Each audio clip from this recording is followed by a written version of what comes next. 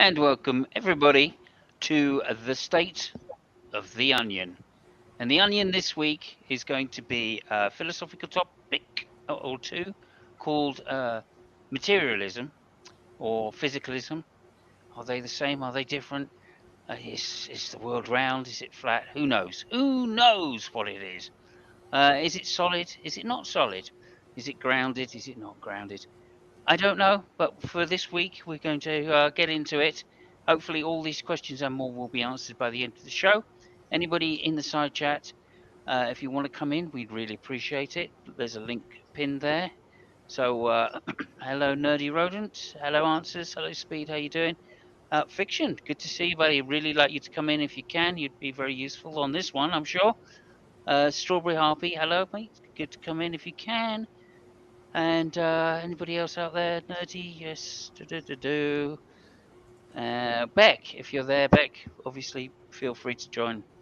Okay, that's the topic this week. As I said, it's, I guess, Locke or Hobbesian in some sense. Are we on solid ground with physicalism or materialism? So I'll now hand it over to you, Xbox, to do the honors, if you wouldn't mind, please. Yeah, I'll start out with just giving some brief descriptions of what each of those are. Just broad strokes here. Materialism is kind of the idea, it's a monist idea that all things uh, are made of material, is what you'll hear. At the substance of nature, everything is made up of a material substance, or even a byproduct of material, like minds or consciousness. Um, there's a lot of overlap, or kind of the same thing. More people tend to lean towards physicalism, or at least calling it physicalism now. And physicalism is uh, a metaphysical view that pretty much everything's physical. Um, that's the short version of physicalism. But they, like I say, they've kind of been rolled into pretty much the same view. I think more people take physicalism to mean the same thing as materialism and physicalism, even though they have little differences. But like we were talking about a little bit just a few minutes ago, what accounts for like fundamental forces like gravity?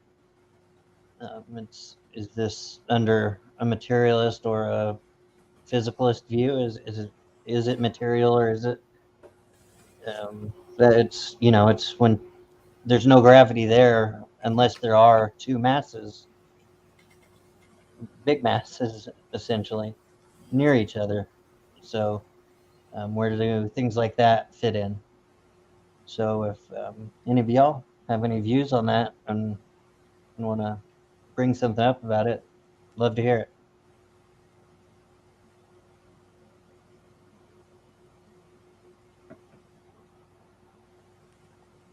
No, I'm in agreement. I think that everything could just be a probability wave, and that when that collapses, then that's where we get energy, which then becomes matter that gets into all the rest of this. So I'm in agreement. I was just, I was having a chat with Xbox and Simos, and we were discussing the show, and they said, well, we really want the show to only be about 3 minutes long. So what's a topic that we can wrap up in about 8 minutes? And I was like, physics and materialism. Everyone's just going to go, yep, sounds awesome. And then we can close the show, or we talk about our favorite scotches. I mean, I'm really thinking about Freud. Simon's thinking is really good, Balvini. We discussed that too.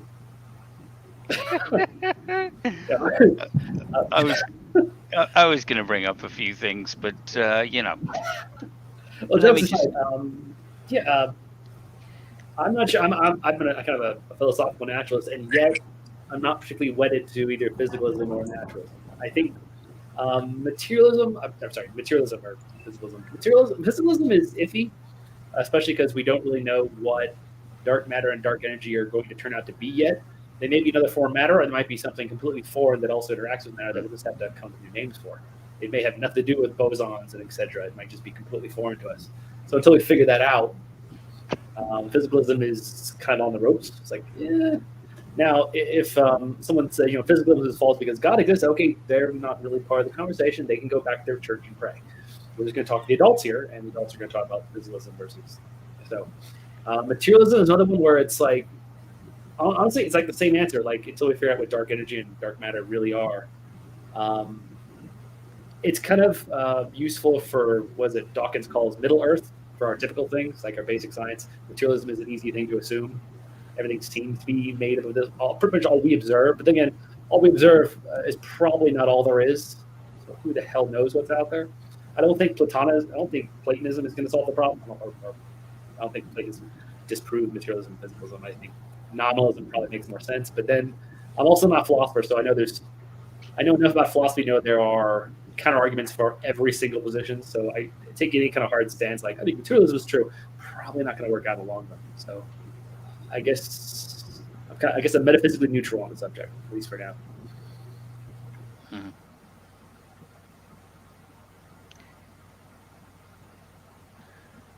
Right. Thank you. Yes, and I would tend to agree. I think if we do draw a distinction between the two, I guess one would be the idea of I don't know. Is it? I'm asking this as a question, not a definitive answer to everybody. When people say physicalism, right? I mean, I've no idea why that's different from materialism exactly. Well, when you look it up, actually, a lot of times they say they're synonyms. So I guess it depends who you talk to. Maybe they are. I'm not really sure. Mm-hmm. Okay, I would suggest they are pretty much synonymous. I mean, I would do it this way. So there's actually three words. There's physicalism, naturalism, and materialism. Those things are actually answers to three different questions. I'm going to put it this way. Weirdly, they're the same answer to those three different questions. That is to say, they all rather synonymously refer to the concept that all that exists is that which can be expressed in material or physical terms. Like you want to talk about matter, you want to talk about time, space, energy. Those are the things. When we talk about something meaningful, those are the things we're talking about. If it's you like believe a Venn diagram. Yeah, and they very, very significantly overlap. To whatever extent they don't, it's only because they're answering slightly different questions. So let me do it this way. So materialism talks about, well, what really exists? Like materialism is a very grounded, like a metaphysical thing. What actually exists versus things we can talk about that don't exist. Whereas physicalism is more of a linguistic theory, where with physicalism, remember, this is already partway through the 20th century where they started getting into these wacky ideas about linguistic theory. When you talk about physicalism, you're saying that, well, sure, there are any number of phrases you can utter, but only those phrases that refer to physical things are meaningful phrases. So, for example, how high can a unicorn jump? Are unicorns tall? Unicorns smell funny. These are phrases that are syntactically correct, but they don't mean anything. Like, is my car blue? That's a meaningful question, right? My car is on fire. That's a meaningful proposition. But unicorns smell funny is not a meaningful proposition. So do you see the distinction? I mean, materialism talks about what really exists, but physicalism talks about linguistically what's meaningful to discuss. Both of them point to the same thing. Only physical things actually exist. So what doesn't? Abstract concepts, unicorns, souls that persist forever. Those are the things that would be excluded. So that's all three of those words mean the same thing, essentially. Just sort of tangentially refer to slightly different questions. That's a good question from the chat. Does materialism allow for emergence? I think definitely. In fact, I think that's kind of. I've actually just recently in a theological discussion been accused of emergence of the gaps, because in a lot of things the guy was asking, I was like, well, that's an emergent property of human brains. And he's like, wow, it's emerged of the gaps. It's not proven anything. We got into an argument about it, but yeah, I think that's kind of the typical explanation when something seems like it might be immaterial, but we don't really think. Yeah, it can. You can have emergent, like I was saying, mind or consciousness earlier. But they're seen as like byproducts of material things or physical things. Um, like they don't go as far as like idealism. Or they strike up against it. Yeah, I agree that there can be What do emergent, we? and I do think there's overlap, like Leo was saying, and Hogtie there. Okay, so I mean, I think what do we mean by emergence? Though that's always something which, when I get into these discussions, I start talking about the wetness of water and molecules Right. of Yeah. H2O. Right. Well, I'm not I, Best sure way to what it do it. means, right? So okay, I could go ahead. say that chemistry is emergent from physics, because until you have the physics of the atom, you can't have the chemistry of the molecule. So one is built on the other. Sure, but yeah, I'm looking for a definition rather than an example. That's Oh, all. I'm sorry. I mean, No, it's all right. It's all right. usually emergence is given at least broadly as some type of supervenience relation, but Right. there's a lot of people with different ideas about what emergence means. I don't think there's really one univocal meaning of the word. Of course, that's probably going to be true with any word. Yeah, and that's why I say with like when I brought up idealism, why it contrasts with it is because with idealism, consciousness or the mind is seen as a substance itself. It's not seen as an emergent substance. It's seen as a wholly separate thing. Where Yeah, that's a under great point. materialism, you have it. You have say the brain and the chemical processes give rise to the consciousness. They don't That's a give great rise point. to something that's separate. That's a Sorry, great point. I'm thinking. No, I'm cutting you off like repeatedly. I'm sorry. There's a weird leg here, but no, I'm eager to point out that's a great point. In fact, before when I was trying to sort of outline these are sort of tangentially related things. Those three words mean almost exactly the same thing, and the margin of difference amongst those terms is not as interesting as, well, what would lie outside them? What if you were a person who said, well, only the material exists, only the physical exists, right? Well, what things would you be excluding? And my brain went to, well, I guess you don't believe in unicorns, right? Or a persistent soul. I should have said, Xbox, what you just said, and I know JD referred to it, is that what the heck is a mind? Is a mind emergent of the physical, in which case it is, a physicalist would say, it's meaningful to discuss the mind. It's more meaningful to discuss your mind or my mind, or even Jefferson's mind, as opposed to discussing unicorn. Because at least these things are quote unquote real in some sense. But are they real because they're physical, or are they real because they're ideal and they live in some wacky Platonic realm? That's the more interesting question. I like to use the word wacky there because that's kind of what I think of when it's like Platonic ideas are like can't get on board. It just seems like there's a pretty big assumption in there that there's no way to catch out. I'm gonna admit to something probably horrible for an atheist, but I like Platonic ideals because they're wacky. Just gonna put that out there. So, I mean, I'm not convinced by them, but I like the fact that they're wacky. They are fun to talk. They're neat. Yeah. I don't even understand what wacky means in that context. Then. Okay, Jeff. What shape is wacky?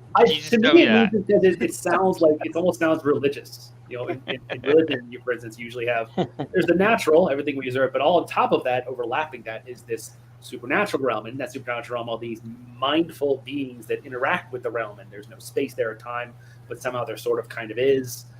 And Platonic ideas sound kind of like that, like the words in mathematics. They're not just abstracts. No, they're actually living. They exist in some way, in some other realm that's sort of somehow connected to us and comes in here some way. So yeah, wacky is the good word for it. There's no way of doing it justice. I'm not even going to pretend I know a whole lot about Platonic ideals, but from the little I understand, it is pretty wacky sounding. It's equal to the word holy in that sense. So you can just replace it with that.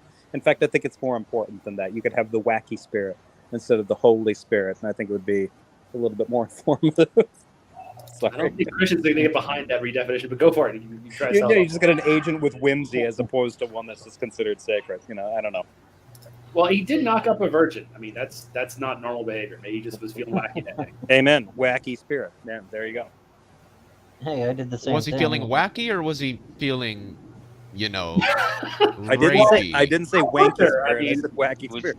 was he Imagine the smoking the conversation. wacky or was he feeling the wacky? That's the Yeah, question. imagine the conversation you had with God before that. Like, so, come here. I got a job for you. Oh, what's that? Is you burning fire? No. This is going to be. You're not going to believe what I'm about to ask you, but I'm not joking.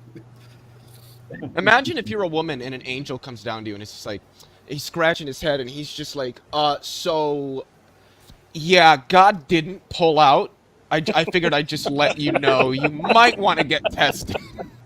Well, actually, you think about it, the angel is supposed to be the one who did it, like on God's behalf, or somehow, like the angel visited and explained it.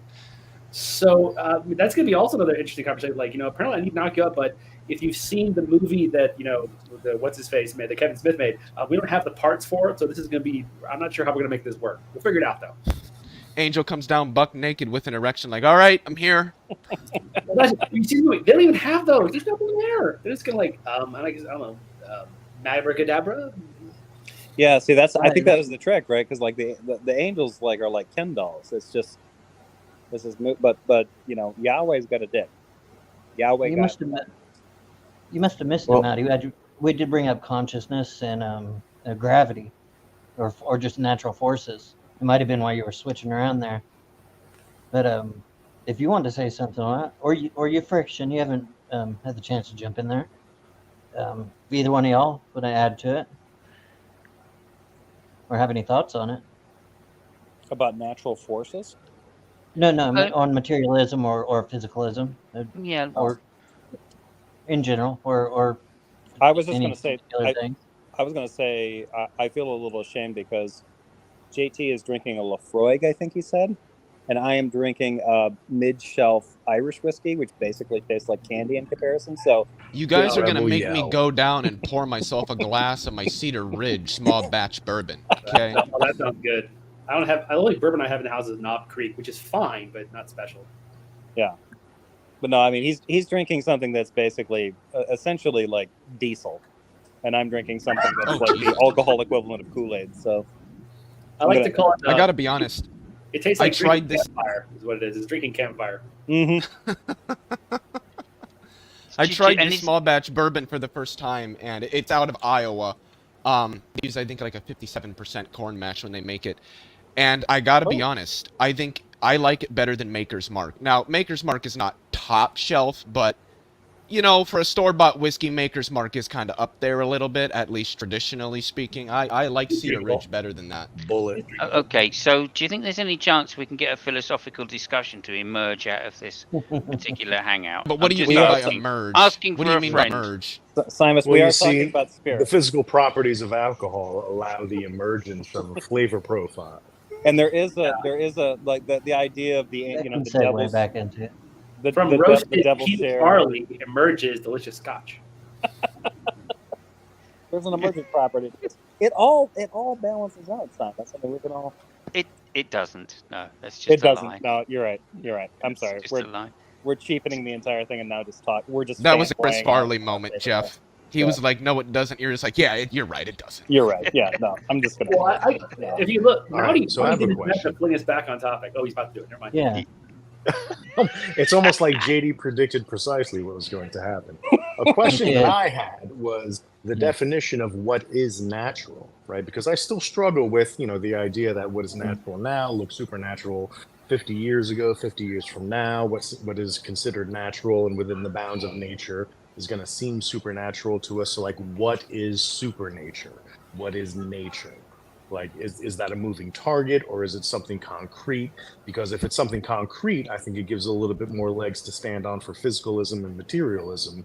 Whereas if it's ever moving and relative, then I don't know. I see that as a challenge to the argument That's a of good Well, how do physicalism you- and materialism. That's a good point.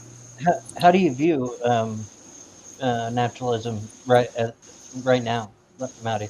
Like, what do you define natural as? I See, like I said, I struggle with it. Right now, my definition I do that is too. my definition is time bound. Like within 100-year period, what we have studied and when we have looked under rocks of nature, we find more nature to discover. Like that's what nature is. And unfortunately for me, it is a moving target. But because it's a moving target for me, it makes these discussions difficult. Well, Yeah, that's I was worried that this whiskey I'm drinking was aged for 6 years. Sorry. my worry is we're gonna continue to find things that normally would call supernatural. Like, well, now we can predict about it. Now it's natural, which people, I think There you go. I've talked to have argued, and I think correctly, that is not fair. That you can't just put everything under that banner. Mowdy, have you heard Carrier's definition? No. Richard Carrier? Yeah, Richard Carrier. He did a bit on this. He was talking about philosophy. Well, this is not his nonsense about Jesus isn't real. He did. You're talking about the book he wrote, trying to elaborate some kind of naturalist worldview or something, right? I'm not sure. I haven't read the book. Give me the bumper sticker, JD. Give me the bumper sticker. I can only give you the bumper sticker because it's honestly it's half remembered from about 3 or 4 years ago. But he was doing a lecture at one of the atheist conferences, and his really came down to that it's kind of anti. I'm sorry for Shauna, she's watching right now. Anti-idealism, like minds are not a big deal. Like minds are only emergent in physical properties, and so when people talk about the supernatural, they're really talking about mental physics breaking things.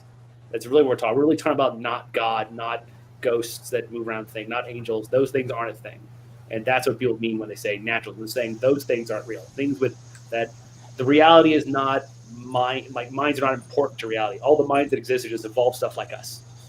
Well, I think in a way that's not bad. Isn't that a little bit distracting? Because I mean, there's a way of saying when mankind thought that the sun was a deity, that was supernatural, and then once we had a better understanding of what the sun was, then it became mundane. It doesn't really shrink kind of the awe that a person could experience when studying what the sun is, but in a way it kind of did. It's almost as if the difference, I think, psychologically for people when it comes to defining the natural and the supernatural is just the difference between their emotional, the way they would emotionally reconcile a difference between something mundane and special or somehow otherworldly or something like that. Yeah, it's kind of like we're never going to find physics breaking mental things. That's just not going to be a thing we ever discover. Like of all the things that we could discover through more studying physics, we figure out how quantum gravity really works. We're never going to find anything like a deity or even remotely like it at the end of the rainbow. I think that's what naturalism is basically saying. Like these models we keep making are really all we're ever going to have, and they're going to work. They're good enough. Everything beyond we either have no access to it, and also likely it probably isn't a thing.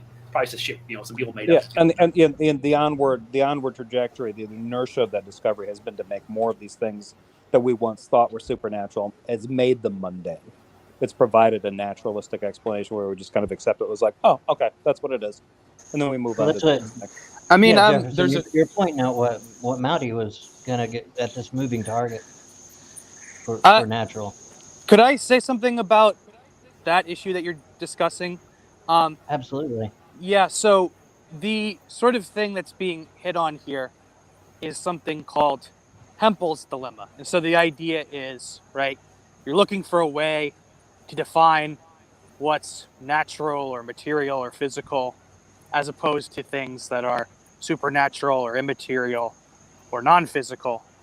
And so usually, if you go back to Descartes, right, Descartes thought of it in object terms, right? Like he thought that matter was something that was extended in space, right?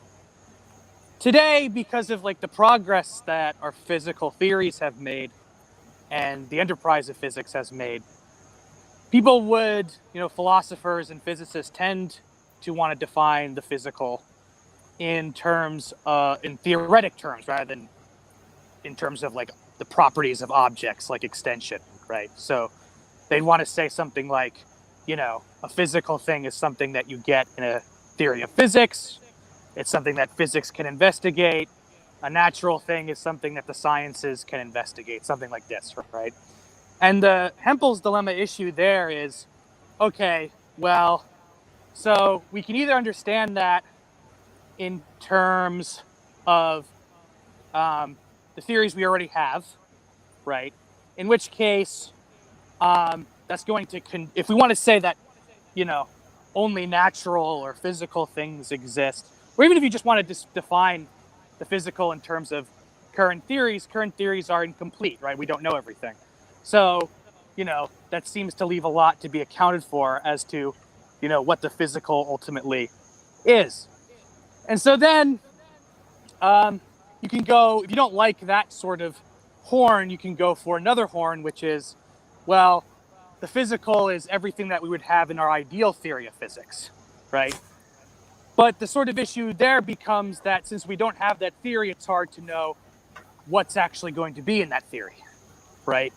And so it seems like we might be, once again, sort of back at the drawing board with, a lack of a criteria, right? And so that's like kind of the issue that you guys are hitting on when you're discussing like, the sort of way in which it's sort of hard to nail down the natural versus the supernatural, or the physical versus the non-physical, or the material versus the immaterial. And actually, I can't, I'm on my phone, so I can't see the screen names, unfortunately. But someone brought up in connection with Carrier this like idea that the physical is that which is like, like naturalism is not meant. Or it's like not irreducibly mental. It's not composed ultimately of mental things, right? And so that is one approach that people have taken to sort of try to subvert Hempel's dilemma and provide a criteria. But that's the sort of like lay of the philosophical issue there. Yeah, I put the definition from Carrier over on the side. I picked this up from his one of his pages. And again, to be clear, I am for the most part not a big fan of Carrier. His whole mythicism drives me nuts. But on this stuff, he seems at least knows what he's talking about. And he says a natural object is an object that is entirely causally reducible to a non-mental thing or system of non-mental things. And a supernatural object, a person or force, is the opposite, something that cannot be causally reduced to non-mental things. That there's something in there that is mental only. I think that's not bad. I think but does a unicorn fit that description? Like it seems like a unicorn would be outside of the description and criteria. Yeah, that Carrier has. That would be a worry that I would have with that definition, because there's the way in which I'm sort of first. But what would be a unicorn? If it's just a horse with a horn, we're not really talking much. It means something else. It means something more mythical. What makes it? Right? The point there, though, is that you can sort of posit sort of things that are relevantly spooky, such that we would call them supernatural, and those things can be not irreducibly mental, right? So you might think of like angels and demons, right? Now you might think of like, okay, angels and demons, maybe they derive their powers from, some faculties of their minds or something, but no one really says that angels and demons have to be irreducibly mental, right? They have minds, but they're not necessarily fundamentally mental beings, Well, if you have mental property, if they have minds but don't have brains, I think that would be pretty securely supernatural by this definition. Well, so did you put the definition in the chat just so I could have a look at it? Yeah, it's in the private chat. Okay. Could you just read it out to me? I'm not seeing it. Yeah, sure. A natural object is an object that is entirely causally reducible to a non-mental thing or a system of non-mental things. And a supernatural, supernatural is one that cannot be. That there is something purely mental in there. You cannot reduce it to, the human minds under naturalism can be reduced to an emergent property of human brains. Under your typical, let's just go with your average. Let's go with Christianity. Instead, dualism is true, and so rather than being reducible to just your brain, there's also a soul, which is some purely mental thing that floats out there. So I'm not even going to try to get the physics because it doesn't make sense. But you can dualism is a thing. Dualism would definitely be a problem. I don't think naturalism and dualism are going to work.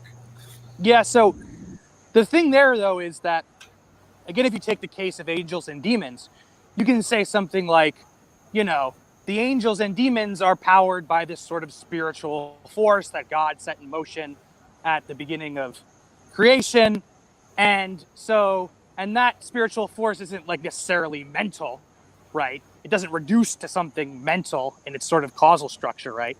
But nevertheless, those things would be relevantly spooky to call supernatural or immaterial, right?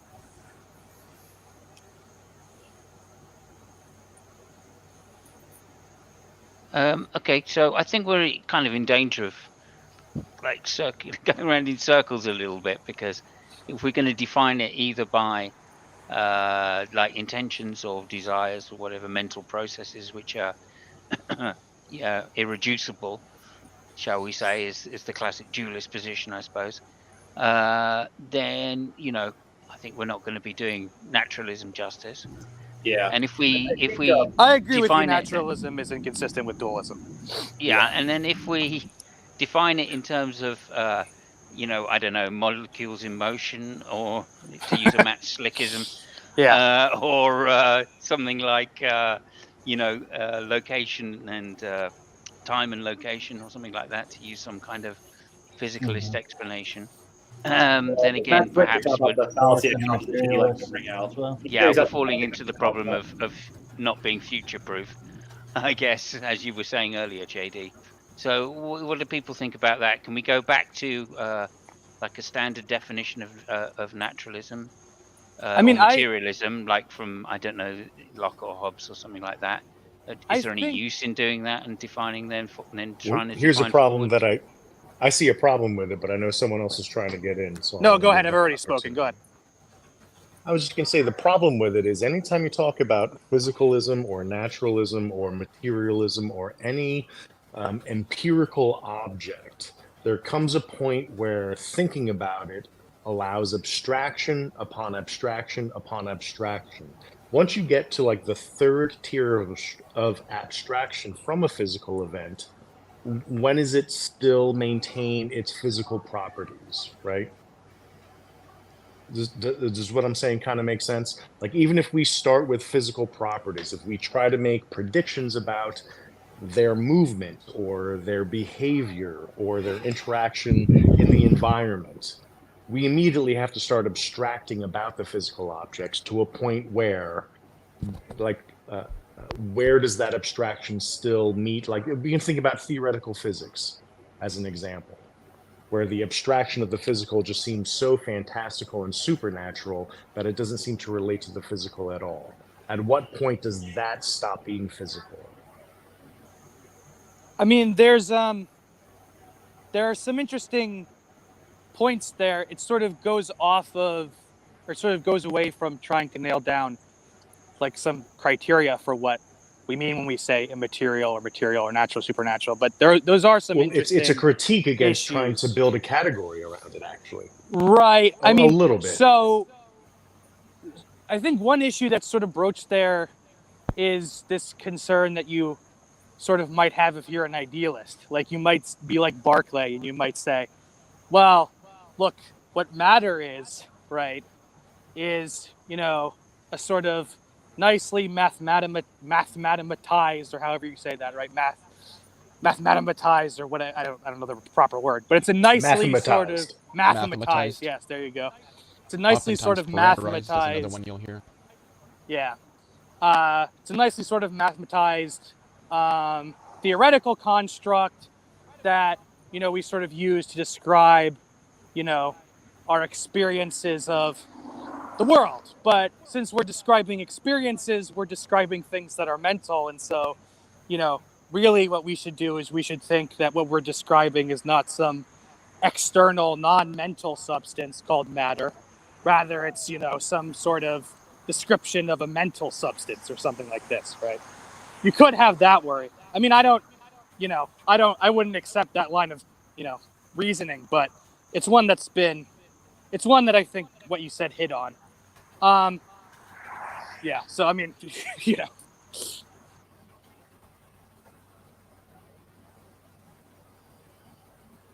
Okay, so Fiction, could you help us out here at all, please?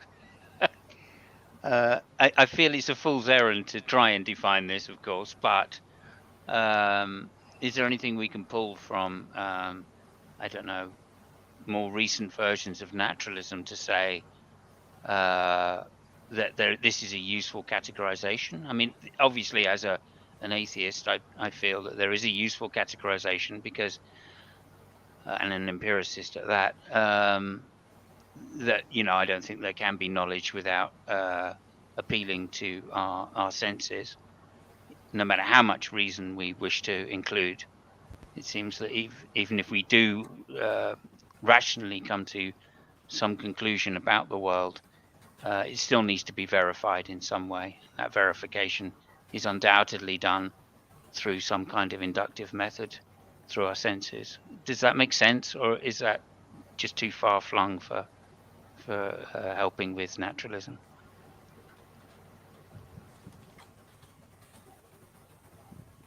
Is friction there? I don't know. What's the point? What's Yo, the point Detroit. of making an argument for naturalism? Well, Ask that again, Matty. I didn't hear the first part. What's the point for making an argument for naturalism? Pisses off the theists. I mean, I think, even though I've sort of outlined the issues with defining it, I want to make arguments for naturalism because, I think that the best way to sort of, look at the question of what exists or answer that question. But that's a different. Go ahead, man. Yeah. I'm sorry. No. Go ahead. No. I was going to say, but that's just an argument for why physicalism or naturalism, it's like a pragmatic argument, like for the purpose of figuring out and understanding the universe, having a physicalist, materialist mindset and framework is the most productive and fruitful. That's a different argument than, is physicalism all that there is? Well, which seems to be like we seem to be balancing that border of like, okay, is it objectively real or is it pragmatically useful? Wouldn't it being the case that the best systematized ways of understanding the world around us tend to come through the, taking a sort of a physicalist or naturalist perspective moving forward? Wouldn't that be a point, at least a point, in favor of physicalism or naturalism? I mean, no, Leo, hold on a second. Let me address Leo because I love ahead. Leo, and I need to make this point. Models do not need to be true to be useful. We could take untrue model after untrue model and monkey bar towards a plateau of productivity and fruitfulness without any of them actually being true. So that would be my pushback against what you said. Sure, but at the end of the day, I only think that's going to take you so far until your models they're just going to stop working because they are not true. Well, but that's the goal. That's the goal is to work towards that end. That's not a defeater. That's the goal. That's not a glitch. That's a feature. That's the self-correcting nature. What are you talking about? Being a glitch or a feature? Yeah, he's talking about this is just another pathway to the truth. Right, the steps don't have to be like you have a staircase you're climbing. Those steps don't have to be the right steps and the right shape and the right kind to get you to the next level that is true. I'm still confused on what the objection is. I'm sorry.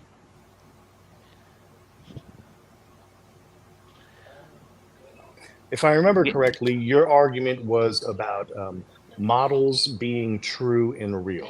To paraphrase what I was saying was something like, if it turns out that physicalism as a framework tends to serve us best when trying to understand the world around us, that is at least some evidence in favor of physicalism.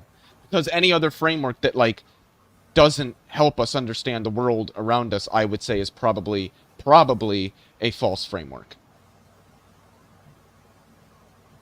I don't want to get into probabilities and all that stuff, but I'm not sure that how it would make materialism or physicalism any more true. Well, I'm not saying that it makes it true, but that it serves as some evidence for it. Yeah, and that's if the framework is accurate and meaningful with respect to giving you an accurate and truthful understanding of reality, that seems to be some evidence in favor of that framework being true, but it doesn't make it true. It's just some evidence. Leo, I think I just stumbled upon the difference that we have. I was trying to point out a difference between an argument of physicalism being true versus physicalism being useful, whether or not it's true. So I was just But trying to don't you make think that it being distinction. useful over other models serves in its favor to some extent, even if Well, not much? is physicalism useful? I mean, do our models? We don't really do assume physicalism for our models to work. I mean, we can have Well, models I that mean, solve physical things, but JD. I would don't say know that's if all assuming science physicalism uses, is necessary. methodological naturalism. So there's the reason that contemporary analytic philosophers, at least, have wanted to be physicalists is that they sort of see the sort of progress that physics has made in sort of describing and capturing the world. And so the idea is that since, that enterprise has been so successful, it should sort of guide our ontological posits or what we think is true, right? Mm-hmm. So that's like the normal idea. Let me throw out there real quick. I actually don't think methodological naturalism is necessary. I mean, it's useful. But on the other hand, if we just stick to things we can test, that's the same thing. What I'm pushing back on, though, right? what I'm pushing back, though, and I think Mowdy was too, at least at first, was I can use a hammer to, drive in screws into a board to make a wall. Mm-hmm. And that doesn't give any credence to the hammer being that it's like the right tool for the job, that it's any more true that tool is the right tool for the job. It is some evidence. Is it sufficient?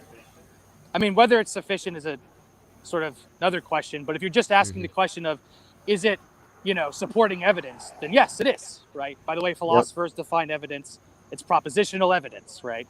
It's the fact that you can you can use the hammer to nail the nail into the thing that you want to put together or whatever is evidence that the hammer is the right tool for the job, right? It's a reason to believe the hammer is the right tool for the job. There you go. That might be a distinct difference. What you said, that last statement you made, that it's reason to believe that it's the right tool for the job, even though it's not. So reason to drive in a screw. Well, reasons to believe, are they natural? Just to be clear, reasons to believe, right? You can have reasons to believe X, right? And have more reasons not to believe X, right? At the same time, right? Right. Yeah, no, that's a good point. Like,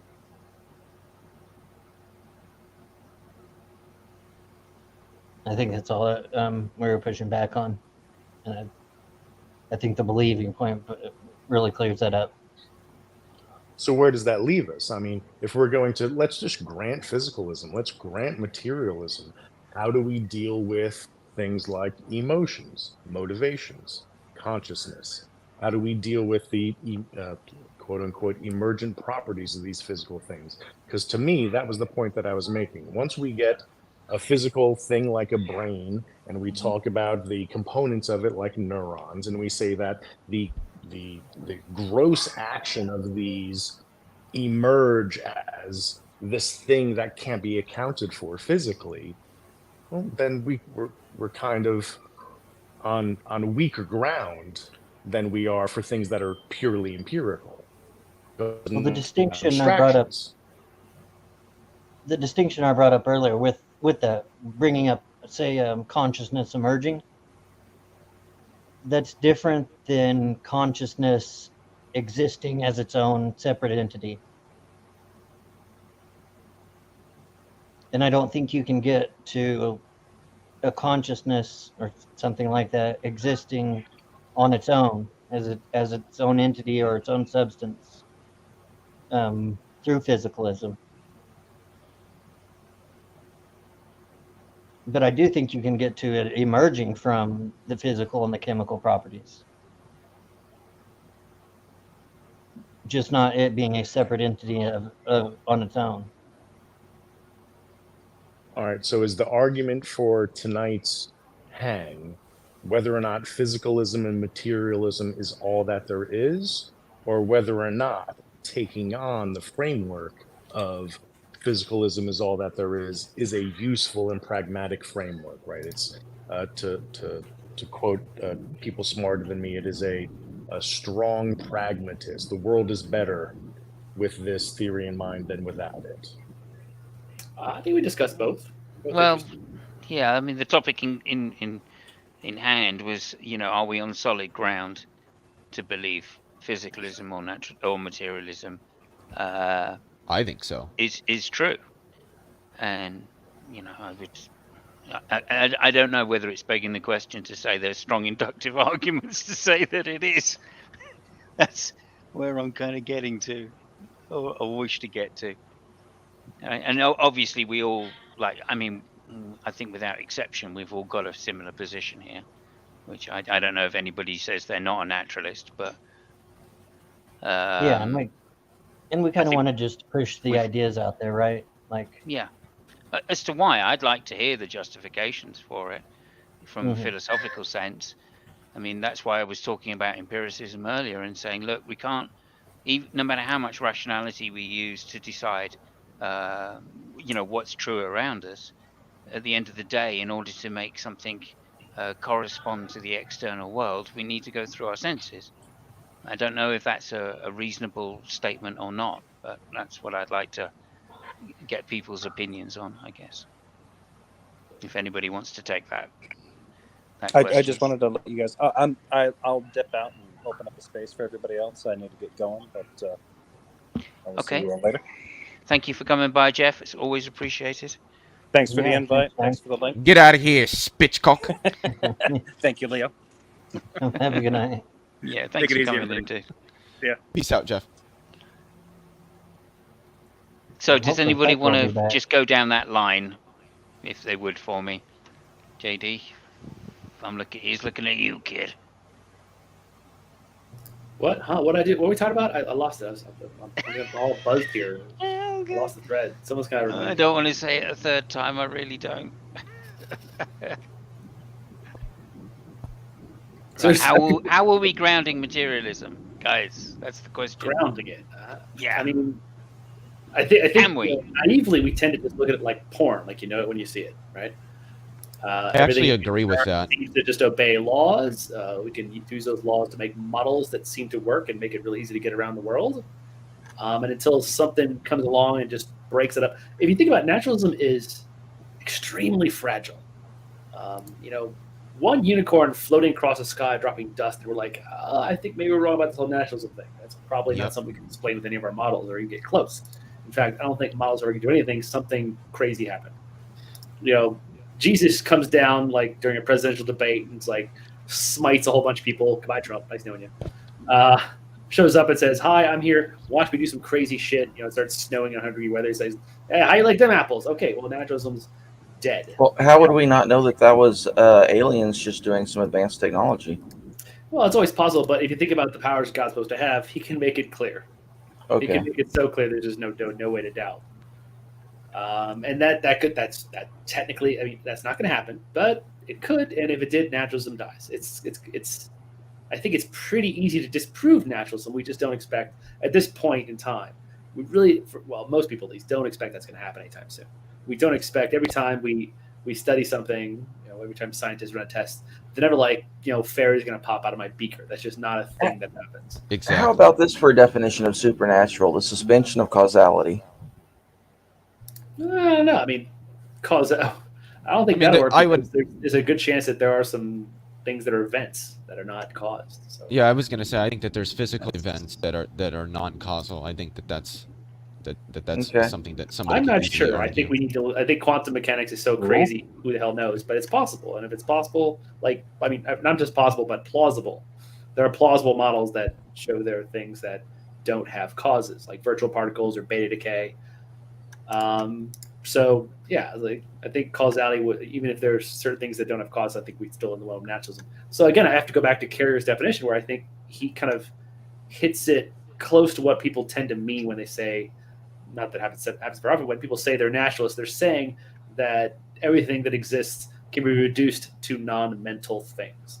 And when there are mental things, they're reduced to non-mental things. So if you have a mental thing that does not reduce to a non-mental thing, inevitably that's going to come out to something that we would consider, just intuitively supernatural, I think. Well, for me, when I say that I'm a naturalist, I mean something like the one fundamental ontology that exists is that ontology of things revealed to us by empirical methods. by our best empirical methods. That's just me, though. But I do think that there's, I'm not going to say most, but I think a lot of naturalists that would define naturalism at least similarly, where it's what is natural are the things, the ontology revealed to us by our best empirical methodologies. You know, particles, fields, forces, interactions, planets, stars, galaxies, space-time. All of this stuff is natural. And somebody, I can't remember who, somebody did make the comment of, you know, this, you know it when you see it, and I do think that there is some truth to that. I think that if you went to the street and asked most people if they understand the difference between natural and supernatural, while they may not be able to give a rigorous definition that delineates the two, I think it would be fair to say that most people do have some conceptual understanding of what these are and the difference between them.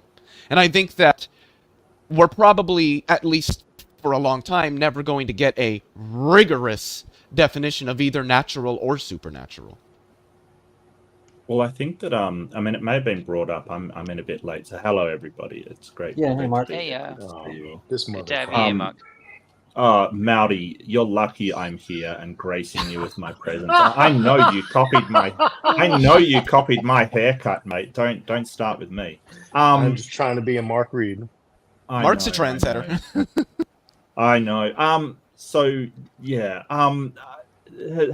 So naturalism. I think that like the methodological naturalism, it is founded in empiricism. There's no avoiding that to my mind. Because when you're talking about the person on the street kind of thing and what they see, they're going to revert to empiricism and what they sense, like so stars, planets, all that kind of thing. They're going to fall back on empiricism. And someone mentioned the induction, and I wanna fill in for Nick and say, well, there's problems grounding induction to start off with, and there's also problems grounding empiricism. So I really think that Popper's sort of fallibility kind of thing. I think grounding these things. No, fallibilism. Oh, that was Popper that did that? Truth. I thought guess you learned so. something Maybe new I'm every wrong. day. I thought Popper was verification. You know, if Friction wasn't fucking AFK, he could help us out here, but, you know. Yeah, no, Popper was fallibilism. Okay. Good. I genuinely didn't know that. That just the big F word generally associated with Popper is falsification, so that's why I thought I know. that Yeah, might be... no. Well, Popper basically said that you can falsify things, but you can't ultimately ground them because, like for instance, the Munchausen trilemma comes up. That essentially, when you go backwards, you end up in one of three paths. Oh shit! Sorry. Apparently, I've said something so contentious that I need to be shoved backstage. No, I'm here for it. No. Let me just get in there. Sorry, Christopher. I didn't know you were sharing a screen. I thought that was you coming in as under a different account or something. If you could possibly come back in again. So you kicked him. I'd appreciate that.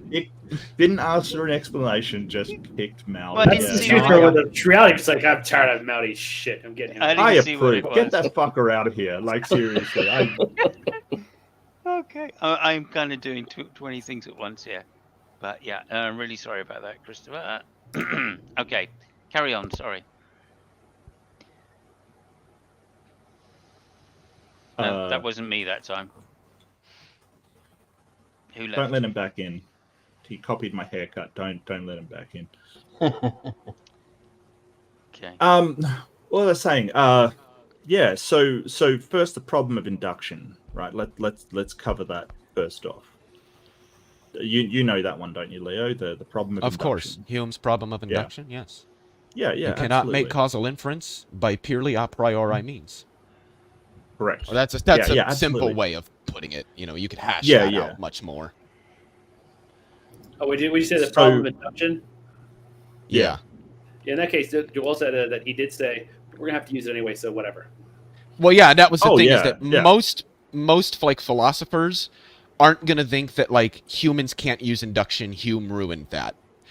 Because, like you said, Hume even acknowledged, we kind of have to do this. Like, it's a fundamental aspect of human thought. Right. It's just that it is kind of fundamentally unjustified. It's either circular or it's question begging. Can be reduced to Hume was really good at doing that. Right? Yeah, Hume was really good at doing that, pointing out good methods, their issues, and then saying ignore the issues and still go on with using that method. So I don't know. I'm more tentative about sort of naturalism. So if you're talking about naturalism as in saying the natural world is all that exists and making a knowledge claim of that, I wouldn't go that strongly, to be honest. I make that claim, but it's not a knowledge claim. Right. Well, I mean, do I believe the natural world is all that exists? Yes. I do quite strongly, but I wouldn't say I know it. Right. Yeah, no, I would fall along those lines because people have talked about naturalism before to me as, and I'm not sure exactly how you're using it, but naturalism as somebody that knows that the physical world, like says, hey, the non-physical world, I know that doesn't exist. I know that supernatural things don't exist. I know that the physical world is all there is, and I wouldn't make that strong a claim. But if that's not what you're saying, then that's fine. Then I guess I'm a naturalist then, because I believe it's the only thing that exists.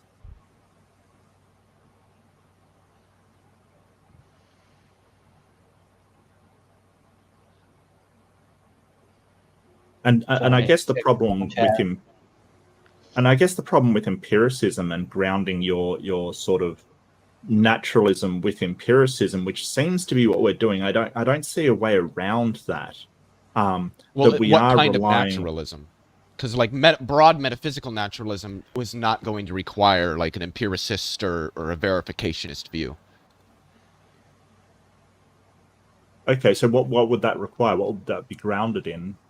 Well, what do you mean by grounded in?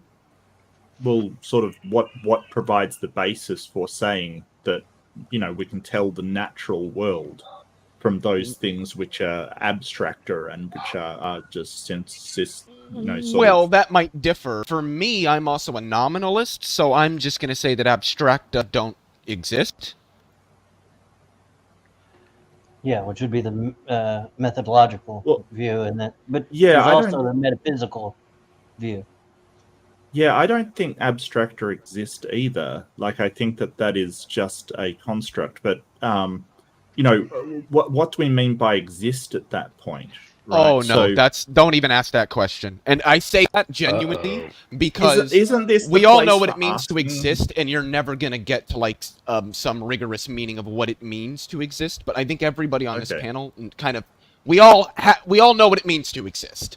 But good luck defining it. The only reason I say this is because we'll be here for generations trying to figure out what it means to say that something exists. Not really. I don't think it's that elusive of a question, and I also don't think it's one to be easily dismissed because that's the central question. Like we had a discussion earlier about the subtle differences between what we might mean by physicalism or naturalism or materialism. What it comes down to is the central claim that all that's really meaningful to discuss and all that exists are those things that are in the physical or material world, time, space, energy, matter. But what it really turns on is the idea that some things exist, some things we discuss, some things that are part of our linguistic discourse are things that exist. And other things that we might discuss for our amusement, unicorns, Darth Vader, the story of the fox and the sour grapes, these are things that we can discuss, but they're not meaningful because they don't exist. This whole conversation, in my view, turns on the notion of discussing what exists and what doesn't exist.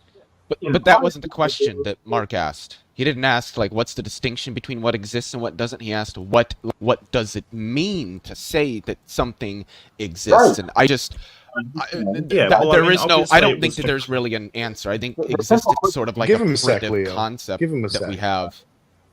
Well, no, I was getting at what does it mean to exist as opposed to not exist. He's absolutely right. So what does it mean to exist? Well, that's why I say the central question about materialism and physicalism is about what exists and what doesn't exist. And then But what does it mean to exist? if that's the question, is what does it mean to exist? Now, a person can say, well, how do we determine what exists or what doesn't exist? But that itself begs the question about what does it mean when we say that X exists but Y doesn't exist? So Well, you can can't there handle be it further. something as That's simple actually, as being, as What having does it being? mean? What does it mean to have being? hang on. Let Hogseye finish what he's saying. 'Cause Yeah, I apologize. That was me Thank stepping you. on you. I apologize. Go ahead, Hogtie. Go ahead, Hogseye. So you got to if X exists and Y doesn't exist.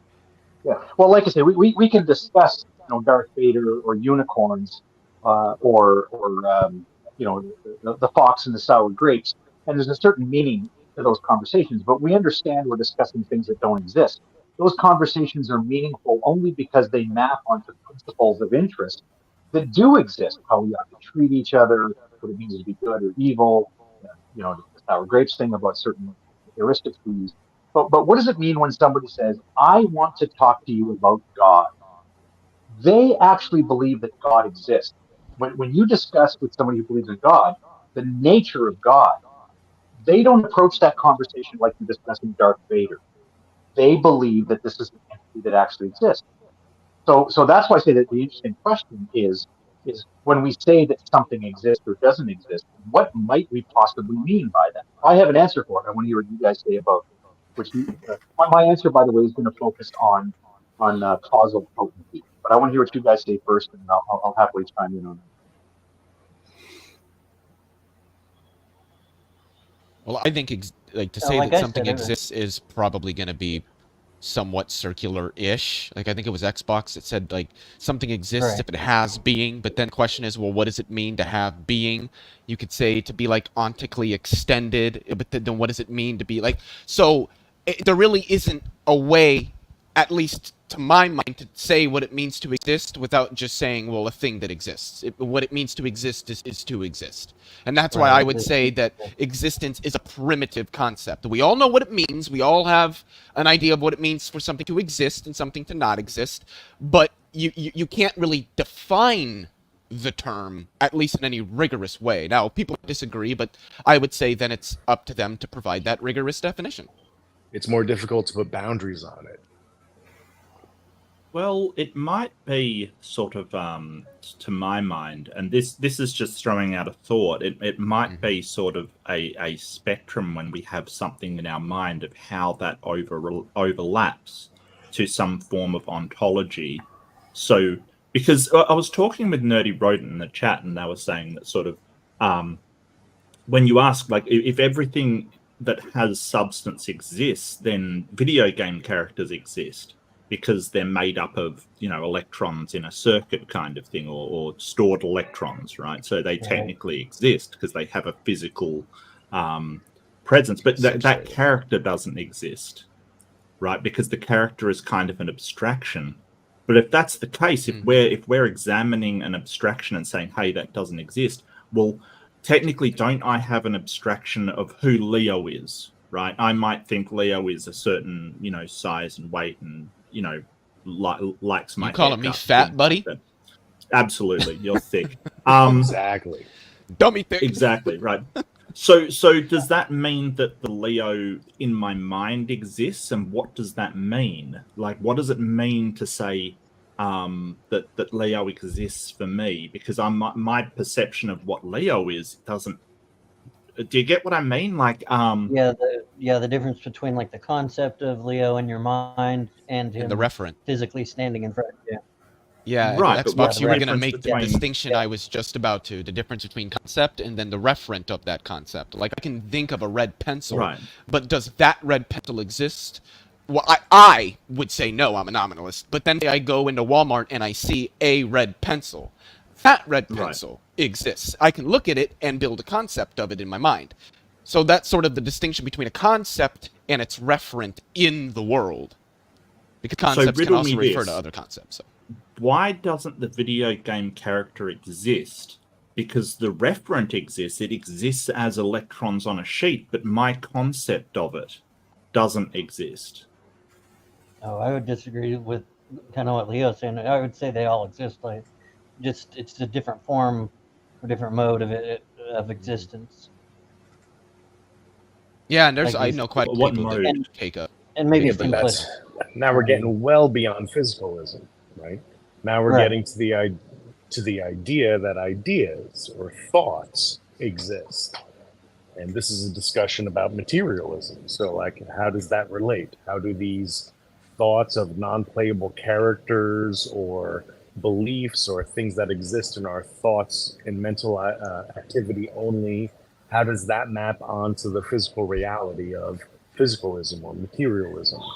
Well, because if somebody thinks that concepts exist, but that they're non-physical or non-material, like, say, maybe some form of a Neoplatonist might, I would say I think that bears on something like physicalism or materialism as a worldview. That if you think there are things that exist but are not physical, then at least in my mind, that seems to be the statement that that person would be committed to physicalism being false. Yeah. Well, I what would about agree. things like perception and consciousness, though? Well, I take those to be physically emergent features of the world, so I'm going to consider those to be physical myself. That's just my answer. But is perception physical? Hey, is perception physical? Is perception physical? Can you Like see hearing, if it's- there was no electromagnetic radiation? Could you No. hear if there were no acoustic waves? I'm going to go make some No. popcorn. Protons So for your it seems to me vision. then that our perceptive apparatuses are entirely physical, and Yeah, what I'm inclined the to agree. I guess you could say the phenomenal experiences they produce, I would argue at least, are also physical. Which is why you need eyes that work and that are all properly neurologically wired, and there isn't anything fucky going on Right. in order to see. Yeah, no, I agree with that. You also need a working brain in order to interpret that incoming data as well. Exactly. Like, you can't, if your brain is messed up on LSD, you won't, you will see things that aren't there. But It will look like that you're looking through a also- kaleidoscope. I speak from experience. Right, but that Right, also means absolutely. that the You're also data... assuming that your brain is a stimulus response machine. Is a what response Is a machine? what? Stimulus response machine. Right. Oh, I think it's That more there than is that, a personally. mind. Oh, good. But I mean, your arguments kind of make that assumption. If we accept that the brain is not for thinking, that it's a prediction machine, it very much changes what we perceive. And if your argument is what we perceive impacts what is physical reality, what does exist as materialism and physicalism, then it's a variable that needs to be taken into consideration. Oh, of course. I agree with that completely. That these are things that need to be taken into consideration when we have these discussions. And usually philosophy of mind tends to bear pretty heavily on discussions of, like, materialism, physicalism, naturalism. At least as I see it, as I've seen the debates carry out. So they are very good questions. It's just, in my personal worldview, I'm going to be God damn it, Leo. honest I was trying here. to goddamn challenge you, and you fucking too smooth, dude. You're too smooth. Fuck you. And there's a way to actually show what you're talking about, Leo. They have I don't know what the thing's called, but cochlear implants is one, but they have one for vision. Yep. That Yeah. they can implant, a little probe in your brain type thing. It sits on the side of your head. They put these glasses on you that attach to them, Thank and you, the person JD. can.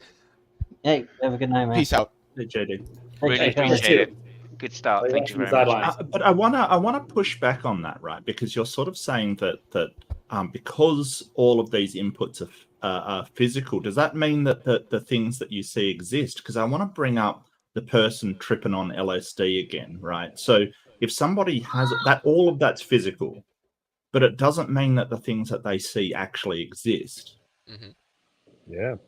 So Some when would you say say that- perception is physical, well, yes, it is, but that doesn't mean it's an accurate description of the world. Oh, I agree with that. That wasn't. Yeah, I absolutely. wasn't intending that to be my claim. Just that physical perception. Well, perception is physical. You might get false Okay, yeah, perceptions okay, from okay. that, but that's. I would personally argue that any form of false perception you get is either going to be due to some external factor, like certain mirages and things like that, or differences in perspective that make you see, yeah. or it's going to be a result of internal, some sort of, I'm just going to use this word to speak broadly, some sort of malfunctioning internally or something like that. No, we'll just call that prediction error, right? Because the brain is a prediction machine, and having prediction error is built into the process of learning and neuroplasticity and such. Right. And there was, Yeah. I'm colorblind for red green, and there was a question or debate for the longest time of, is it the signals from your eyes getting misinterpreted, or is your brain getting the right signals and your brain is doing the misinterpreting? That's actually an interesting question. Have we Yeah. found an answer yet or not?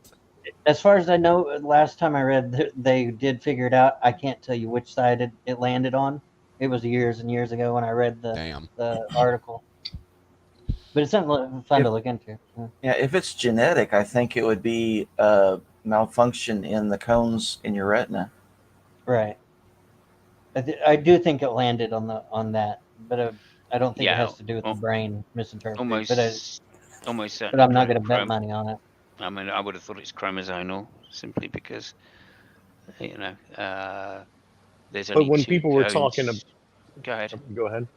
Well, finish your thoughts, Simos. Well, I think there's only like one chromosome deals with the cones, and then there's another like co-opted chromosome that deals with like green light or something like that. Whichever it is, there's only two colors which are on one chromosome and another color which has been co-opted on another chromosome.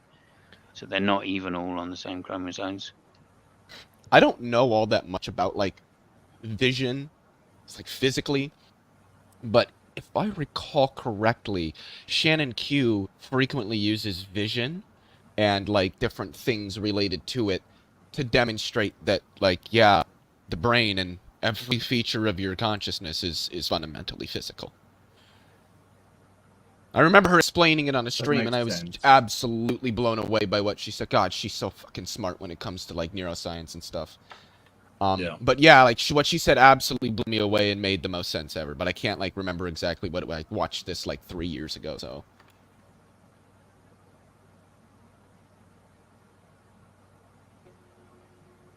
sorry, go ahead, Christopher. I didn't mean to interrupt you because you probably were going to say something smarter than I am.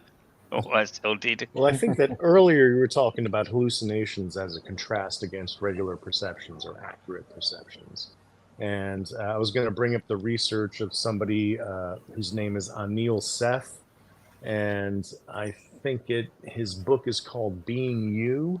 And what he does, he studies consciousness. And what he says is hallucinations are uncontrolled perceptions, whereas perception is controlled hallucinations. So the way that he validates that is, and earlier I brought up the idea that the brain is a prediction machine.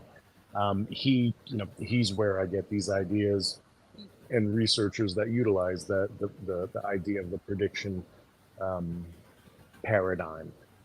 And the way that he talks about it, it brings into question what is important about the physical reality, the mind-independent reality in which we live. Because once we take into consideration all of the inductive learning that we have had, with all the problems with inductive learning, it's still, you have to accept that that is how the brain works, whether or not there's problems with it or not. The brain learns from previous experience. With those previous experiences, it predicts what is going to happen. And only when things deviate from your prediction are you in contact with actual reality, right? So think about it. If your brain accurately predicts what's going to happen over the next 5, 10, 20, 30 minutes, you're not really in touch with reality. You're just living in the simulation that your brain has predicted. It is only when a variant from your prediction, a prediction error occurs, that you actually come into contact with reality. So with that model in mind, that for me at least brings into question, what are the important parts of the mind-independent reality, the physical material reality, as far as human being experience goes? And this might even harken back to the beginning of the conversation, where somebody brought up the Richard Dawkins, we live in the middle level of experience, right? We're not cosmologically macro, we're not quantum micro, we're at this middle level of experience. So I don't know. I'll leave it at that. I said enough. That was a really interesting point, and a very interesting question that came along with it, I have to say. Go ahead. Leo, Yeah, you and I Matt, need to talk more. That's all I got to say. And I was going to say the same to you, Matt, because I've had some stuff. Me and Simos have maybe even Hogtie have talked about it when I was having some mental issues and had a few psychotic breaks. And one of them was I had augmented reality when I wore my glasses. I was seeing extra things that weren't there. I'd take my glasses off. Everything was fuzzy because I can't see very well, but these things would go away. And I fight with that in my mind of those experiences of being real or not. Rationally, I know they're not real, but were these just living in my mind like a dream? Well, when the brain doesn't have certain input, it will start generating its own. I'm not sure what to call it, but yeah. So I think you're just saying like fill in the gaps. neuronal static. Doesn't the brain do that, like, especially when it's trying to, like, integrate multisensory information and, like, one of them isn't really inputting much? Your brain's kind of like, well, fuck it, throw whatever at the wall and see what's sticking. There are experiments where people were exposed to white noise and they were told to listen for a specific piece of music. In fact, they listened to that specific piece of music. And I think that it began with the word white, the specific piece of music, because it was like white noise versus white something or other. Can't shake that loose, but regardless, that's exactly right. It was White Christmas. Yeah. They listened to White Christmas before they listened to white noise, and they were told that maybe there would be clips or glimpses or samples of the White Christmas song within the white noise, and they had to press a button to detect when they detected it. Well, it was always white noise with no White Christmas, which kind of demonstrates that, like, when primed, humans are going to see signal within noise. We were talking a little bit about that last week, weren't we, with pareidolia, I guess. Yeah. And that's presumably an audio example. Well, the other one that Maddie brought up started with an A, about the disparate things making connections. Apophobia or something like that. I can't remember the name of it. I have to look it up each time. But there was a specific thing where when you see when there are disparate events and you see patterns in them, and there's a name for that. I just can't think of it. But it usually is correlated with a high level of dopamine. Yep. Apophia or apophobia or something like that. If I saw it, I'd recognize it probably. Those letters are right. It does have an A and a P and an O in it. A-P-O-P. It has vowels and consonants in it. I think you got it. When you say it, you make sounds. I know that much. Anyway, so look, I just want to drag us back, if I may. I mean, this is fascinating. So let's keep talking about the brain for sure. However, I do want to drag us back to this idea of sensory perception being the thing which is determining our naturalism or materialism stroke physicalism, and then the rational side of our brain being able to derive equations which then accurately describe materialism or rationalism, right? Examples being, of course, Newton's laws of motion, or general relativity, or even quantum mechanics, Schrodinger's equation, all of which are derived equations and come through a process of rationality, not through a process of empiricism, but of course have to be verified.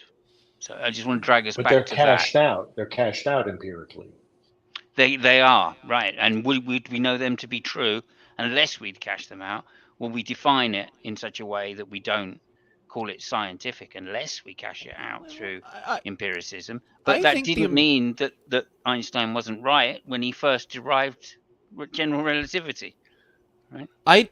I think that there's a bit of the empiric that does play into the development of these things. And I think Einstein is a good example because anybody that understands Einstein's development of relativity, alongside the many other people who assisted him in both special and general, particularly general because Einstein wasn't up to speed on the math there, but he used a lot of what you could call a priori reasoning to some degree. He used a lot of Jesus, am I really drawing a blank? Like hypotheticals in his head and like thinking through Thank you, stuff. not bad. But I mean, he was also looking at the physics that existed at the time and trying to extend it. So, like when Heinrich Lorentz developed the Lorentz equations or the Lorentz transformations, he developed something new, and there was probably some sort of rationalization there. But he also had to modify the Galilean equation. So he had to there was some empiric there that's still relevant to the development of new things. But I think that it's also important to point out that rationalization and even a priori reasoning alone can also help to drive physics, to drive hard science. Well, and I missed your. It's the only episode I've missed was the math one that you and Hogtie and all that did, and I haven't watched it yet. But did you describe math as a language of how to describe reality or the material world? Yeah, well, the majority of people decided or came to the position of something called fictionalism, I believe. Hogtie, is that right? Yeah. If you're there, No. Hogtie. Oh, no. Yeah, that sounds right. I went for Yeah. fictionalism, and I'd be happy if everybody else bought onto that too. Yeah. No, I was. You gave me a good argument. I have a for question it. about that. Is fictionalism a style of mathematical anti-realism? I'm not on commission. I don't make extra money for people who buy into it. Yeah, there's a certain sense of anti-realism to it. In fact, earlier when I referred to the notion about what exists or what doesn't exist, and I sort of mentioned that my notion of what exists and what doesn't exist is very much tied to causal potency. So when I think about what exists or what doesn't exist, I think about those things that have the potential to affect, reality, things in the physical world, right? So horses exist. You get kicked by a horse, you're instantly convinced that they have an effect on your life, and it exists. Unicorn ain't never been kicked by a unicorn. I think it's sort of interesting in its own way to discuss unicorns or discuss, the fox that wasn't unable to find those to reach those grapes and said, oh well, those never mind. Those grapes must have been sour. There's a certain truth in that, but it sort of comments on the human experience and how we desire things, and then when we can't attain them, we say, I didn't want them anyway. But the fox itself is causally inert. The fox of the story can't. It's not just that it doesn't affect my life, like Venus doesn't affect my life, but conceptually it could. In theory, there's a way you can imagine that it could. Some asteroid potentially could crash into the Earth and affect my life, but I mean, it doesn't really affect my life. But at least conceptually it could. But there's no way to conceive of this fox in the story or the grapes themselves in my life. So they don't exist. Darth Vader, interesting to discuss, but he's causally inert. There's nothing about Darth Vader. He's not going to show up at my house with a lightsaber and mess up my day. In the same way, when we talk about God or the resurrection of Jesus, these are interesting stories. But in my view, they're causally inert. Now, there are some people who say that Jesus' sacrifice is causally potent, therefore they believe he's real. So in my view, the notion of causal potency is the thing that is equivalent to what we mean when we say exist. I hear somebody else wanting to bust in, so in a moment I will say why I think that view is problematic. But go ahead. Yeah, I wanted to ask about that because I would say Darth Vader as a fictional character exists and provokes responses in me that which I carry out or take with me. Okay. But what's actually, so is Darth Vader? So think about this burnt up, crippled man. that was put into the suit, kind of cyborg style, is that the thing that affects your life? Or No. alternatively, are you affected by the fact that many, many years ago, a man named George Lucas and several of his collaborators came up with the idea for this character? They came up with an envisioning. They hired an actor who, by the way, had a hilarious accent. If you could ever see Right. the original footage, that clip is great.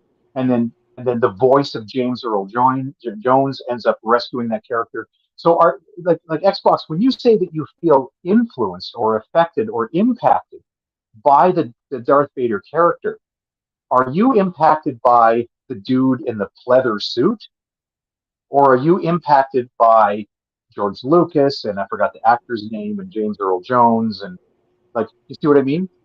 Yeah, well, it Darth seems hard Vader, to draw a line there because not at all. I could see him, Darth Vader, affecting me the same way that you're affecting me right now, and I wouldn't do a causal chain of saying, well, it's because your parents got together and had you, and No, but this I'm specific on time board I with grew up, and I'm Well, on let him board finish. with Hogtie here. He could potentially come and kick you in the teeth, but Darth Vader couldn't. Right. And I was thinking the same thing. Not that I want to kick Xbox in the teeth, but there is some frustration with his failure to recognize that no, there's no dude in a plastic helmet and a pleather suit that's going to show up.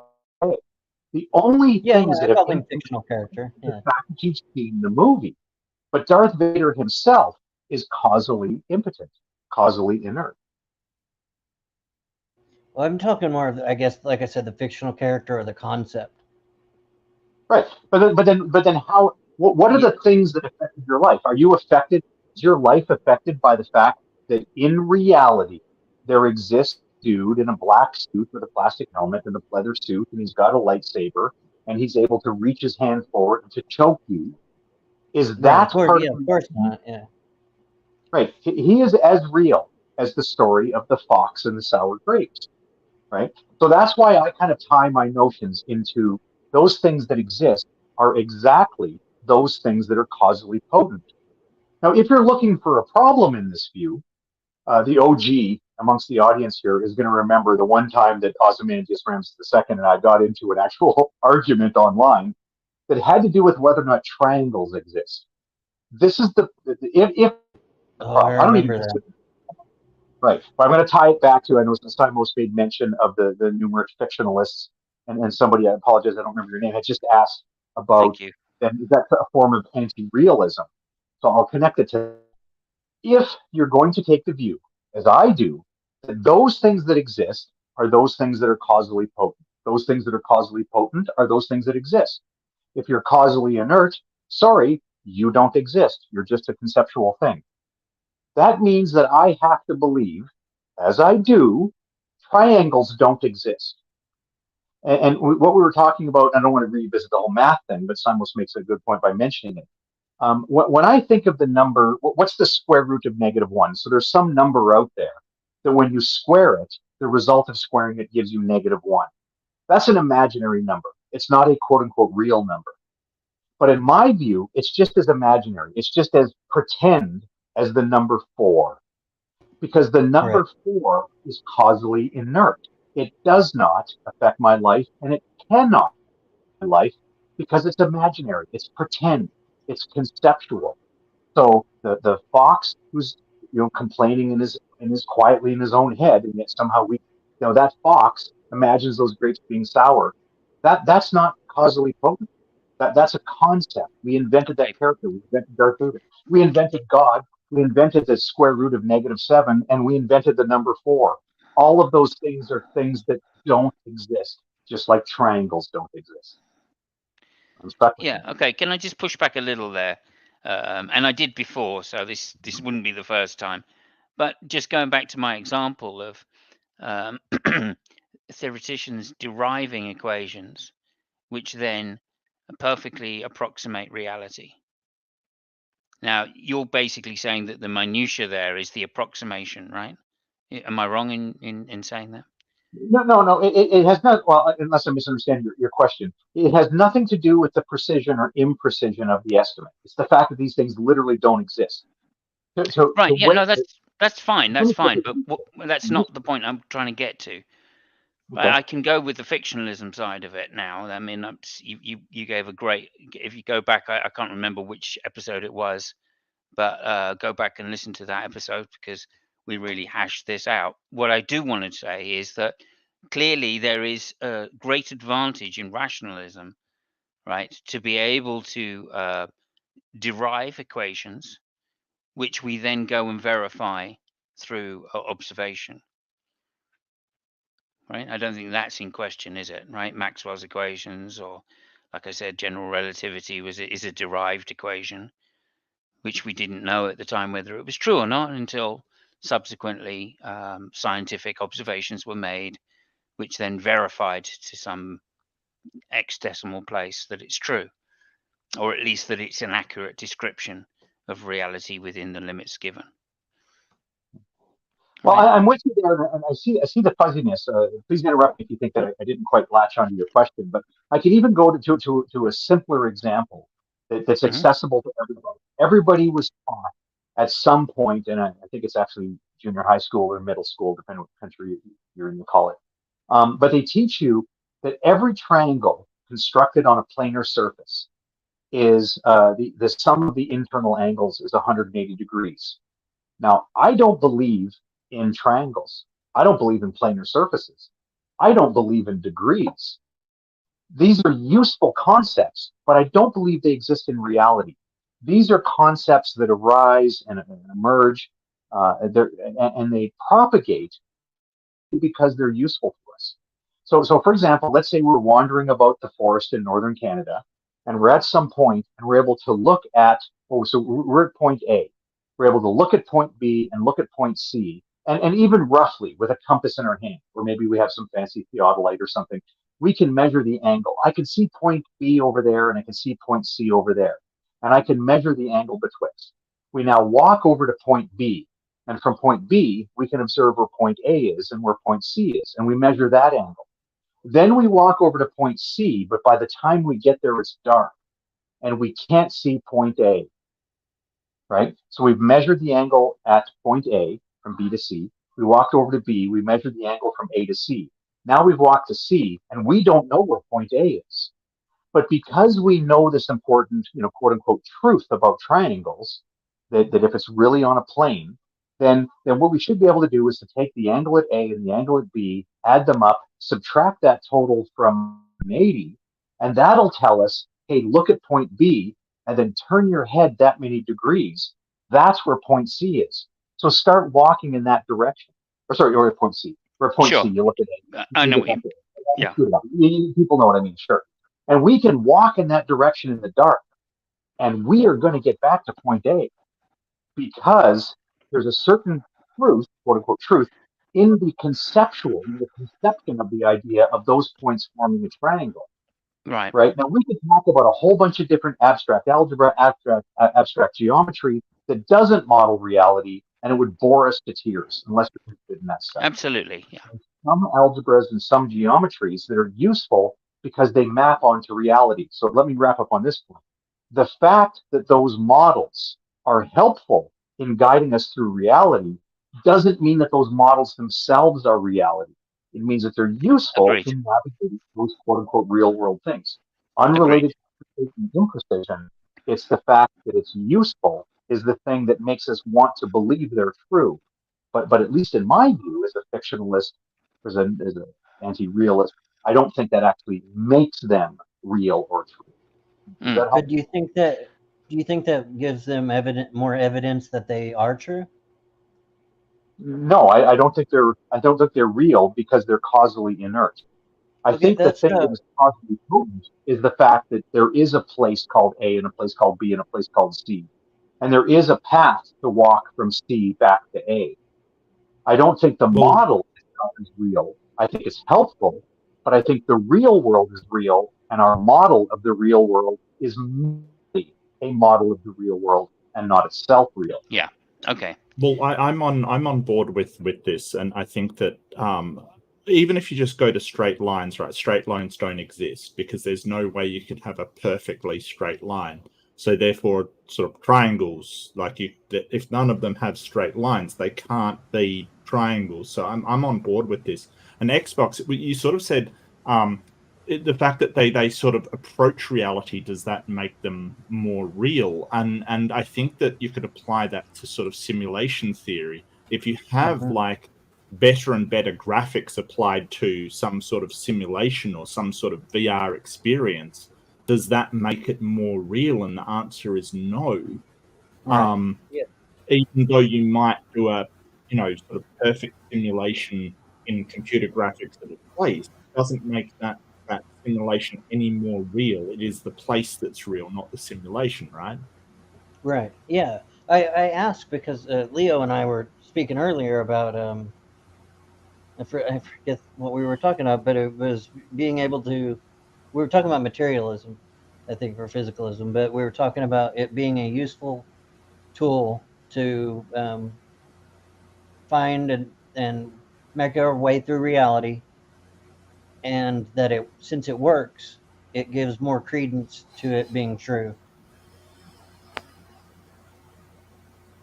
And that just didn't sound right to me. And this is clearing it up a little bit, and Piper had cleared it up a little bit as well. Well, when you say true, it's a weird word when you say true, like that makes it more true, like something's. I think that you'd sort of say it, describes reality more accurately. But I think when applied true, is I never think that it's more true, if that makes sense. Yeah. No, I understand you absolutely.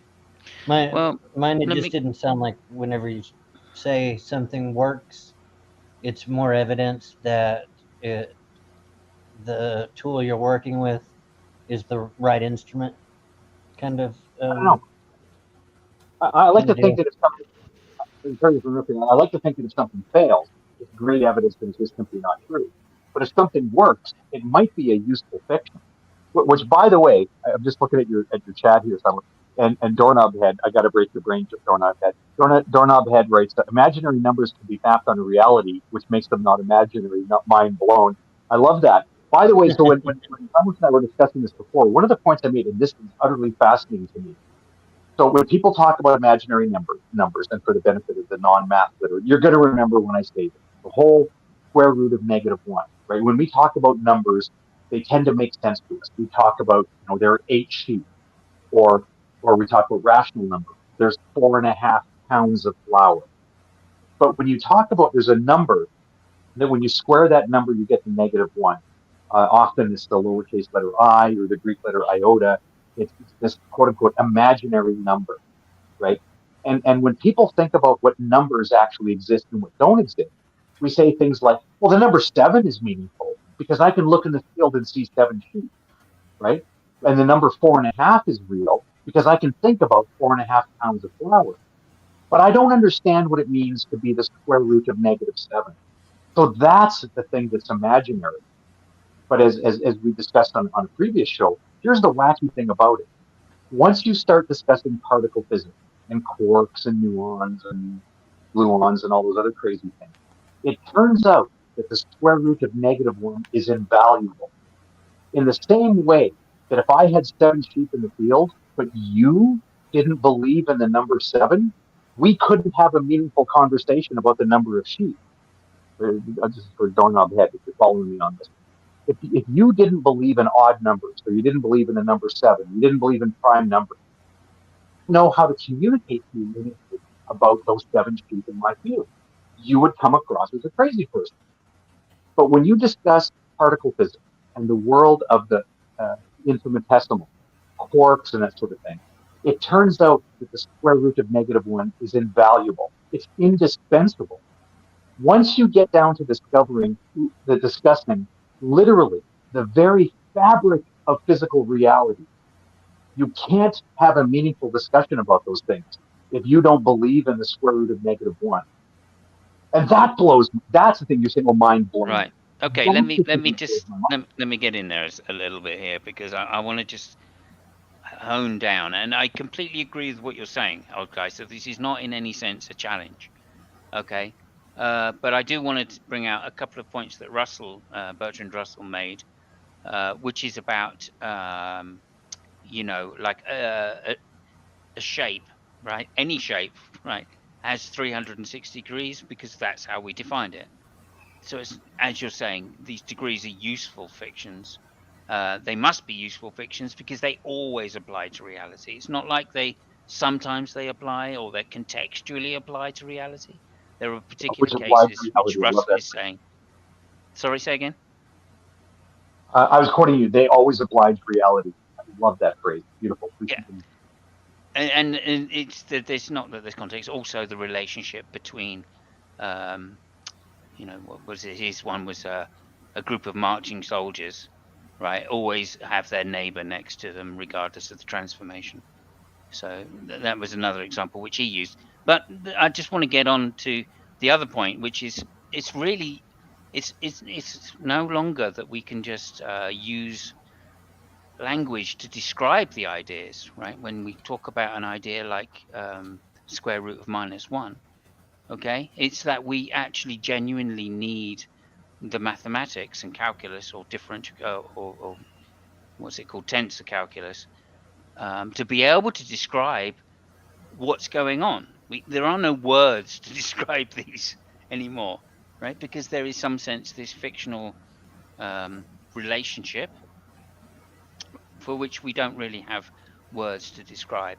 And in fact, it's only in these mathematical logic symbols that we can accurately get to what is really going on.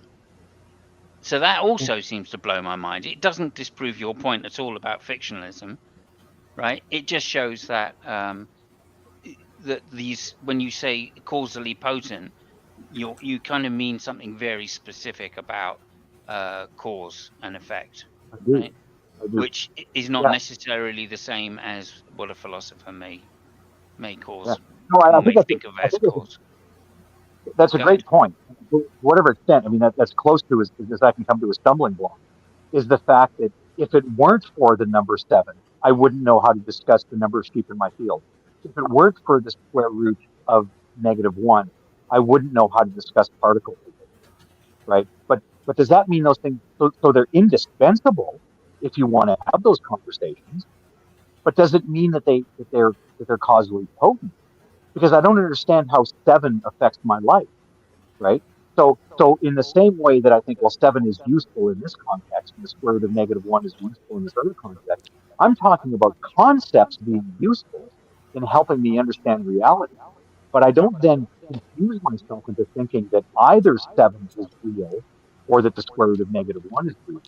And that's why when I think about materialism and physicalism, I think about causal potency, because those Right. things that are causally inert, such as unicorns or God or the human soul or the number 7 or triangles, none of those things have even the slightest potential of affecting my life, which is why I say they don't quote unquote exist. Sorry, Yeah. I Yeah, was that's what I was going making. to ask. Okay. Yeah. I was Go ahead. downstairs making food. When did we get to indispensability arguments? Just here the past 10 minutes, for 20 minutes or so. Yeah. But yeah, Presumably when Hogtie, you that's went what to I make want. food. Yeah. Wow. Yeah. Y'all were like, Hogtie, okay, Leo's gone. Indispensability arguments, here we come.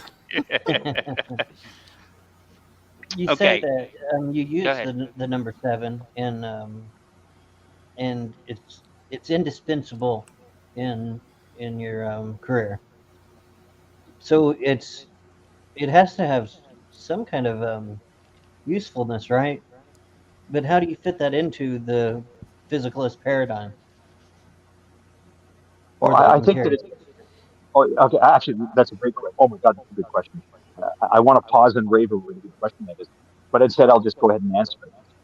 What I think is actually potent and useful is the concept itself, because I'm a thinking being. I have a mind, and you have a mind, and I need to talk to you about my sheep, right? I'm trying to sell you my 7 sheep, and I don't know how to meaningfully communicate about that had there not been that concept.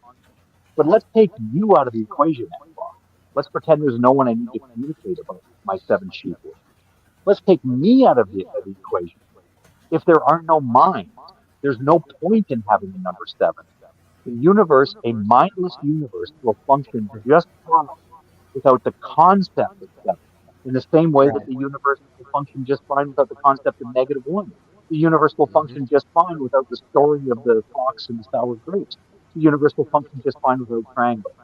So, in my view, to answer your question, Xbox, is I think that the usefulness is the concept of the number 7, not Right. the reality of the number 7. Yeah. Yeah, and I that's what agree I with was that talking about. completely. That's what I was trying to say about the Darth Vader. That it was the fictional character. It's the concept of it that was um, affecting me. Exactly. So Right. I think I'm we with you agree there. at least on the concept part. So maybe I just wasn't coming across clear about that. No, I think you were. And that's why I was saying that I think it's meaningful to discuss the concept of Darth Vader and the concept of the fox giving up on the grapes which he believed to be sour. Hmm. There really isn't a dude with a lightsaber and a plastic helmet and pleather pants who Right. somehow affects Xbox. It's the fact that this is a cultural concept that you and I share along with everybody else who's listening to this broadcast, not the reality of the person. Yep. Absolutely. Sorry, I'm muting you, Leo, because I think you're causing a slight echo from hog ties. I don't Okay. think. Well, I have a headset on, so I don't know exactly how that works. I don't know, but it disappears when I mute you. So maybe it's me. I don't know. In general, people who echo hogtie are doing good things. Okay. Okay. Anyway, welcome to Serve as well. Thank you for stopping thank you. by. Just like Ozzy, everybody, Ozzy just echoes hogtie. That's his value in the world. There you go. But It's a gift. you could It's a apply gift. that hogtie. You could apply that same thing to the sort of laws of logic as well. Like the universe would function just fine without them. Yes. And I do. Good Mm. point, and I do. And Yep. imagine the pain that this causes. I want you to now picture, if you haven't seen it, Oh it's not yeah. like Apple recordings.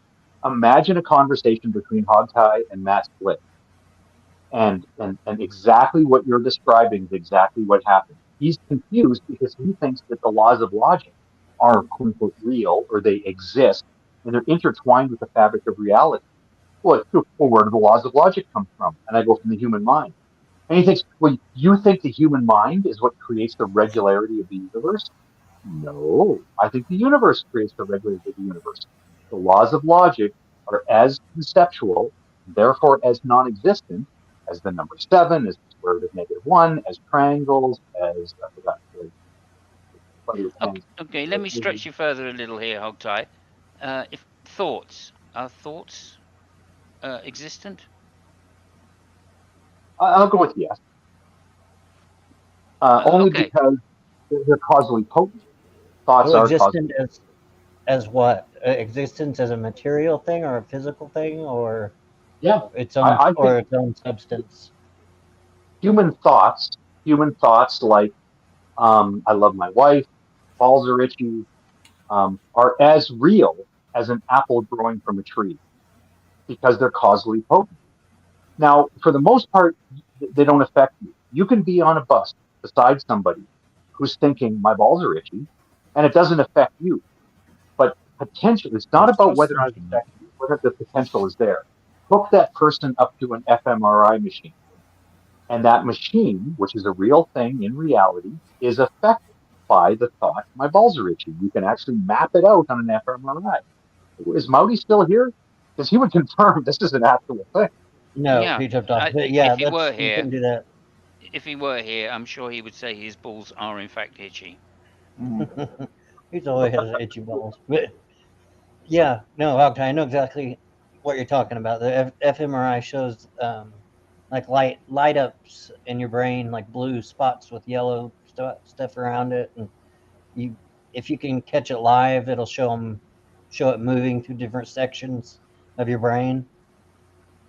Your emotions connecting to your prefrontal cortex, things like that.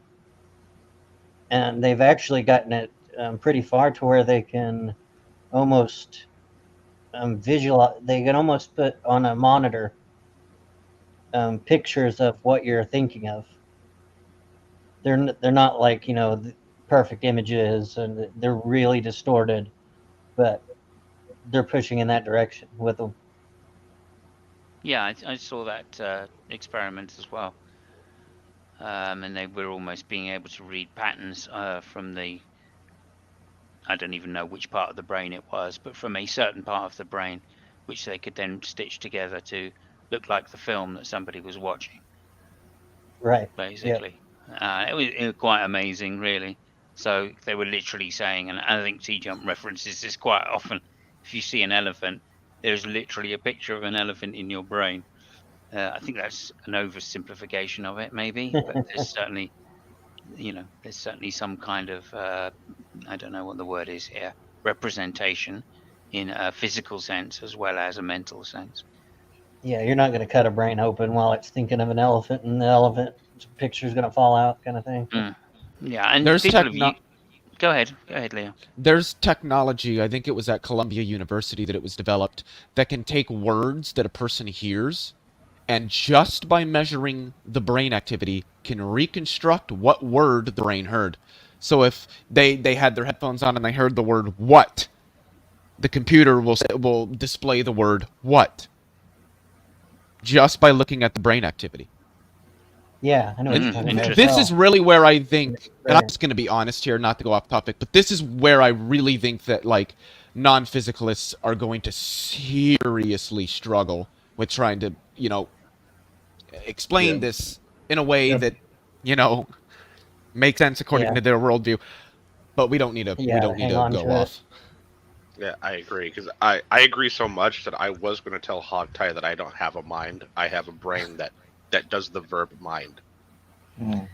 Yeah, I think that's again one of the issues we've got here is that we all have virtually the identical position. So, like, what are you saying here? Exactly, Matt Slick. Matt Slick, don't even get me started. Let me get you started for a second, since we're kind of closing or getting a little bit later. I got to him yesterday or day before, and I asked him about the very first Malpass question: P or not P.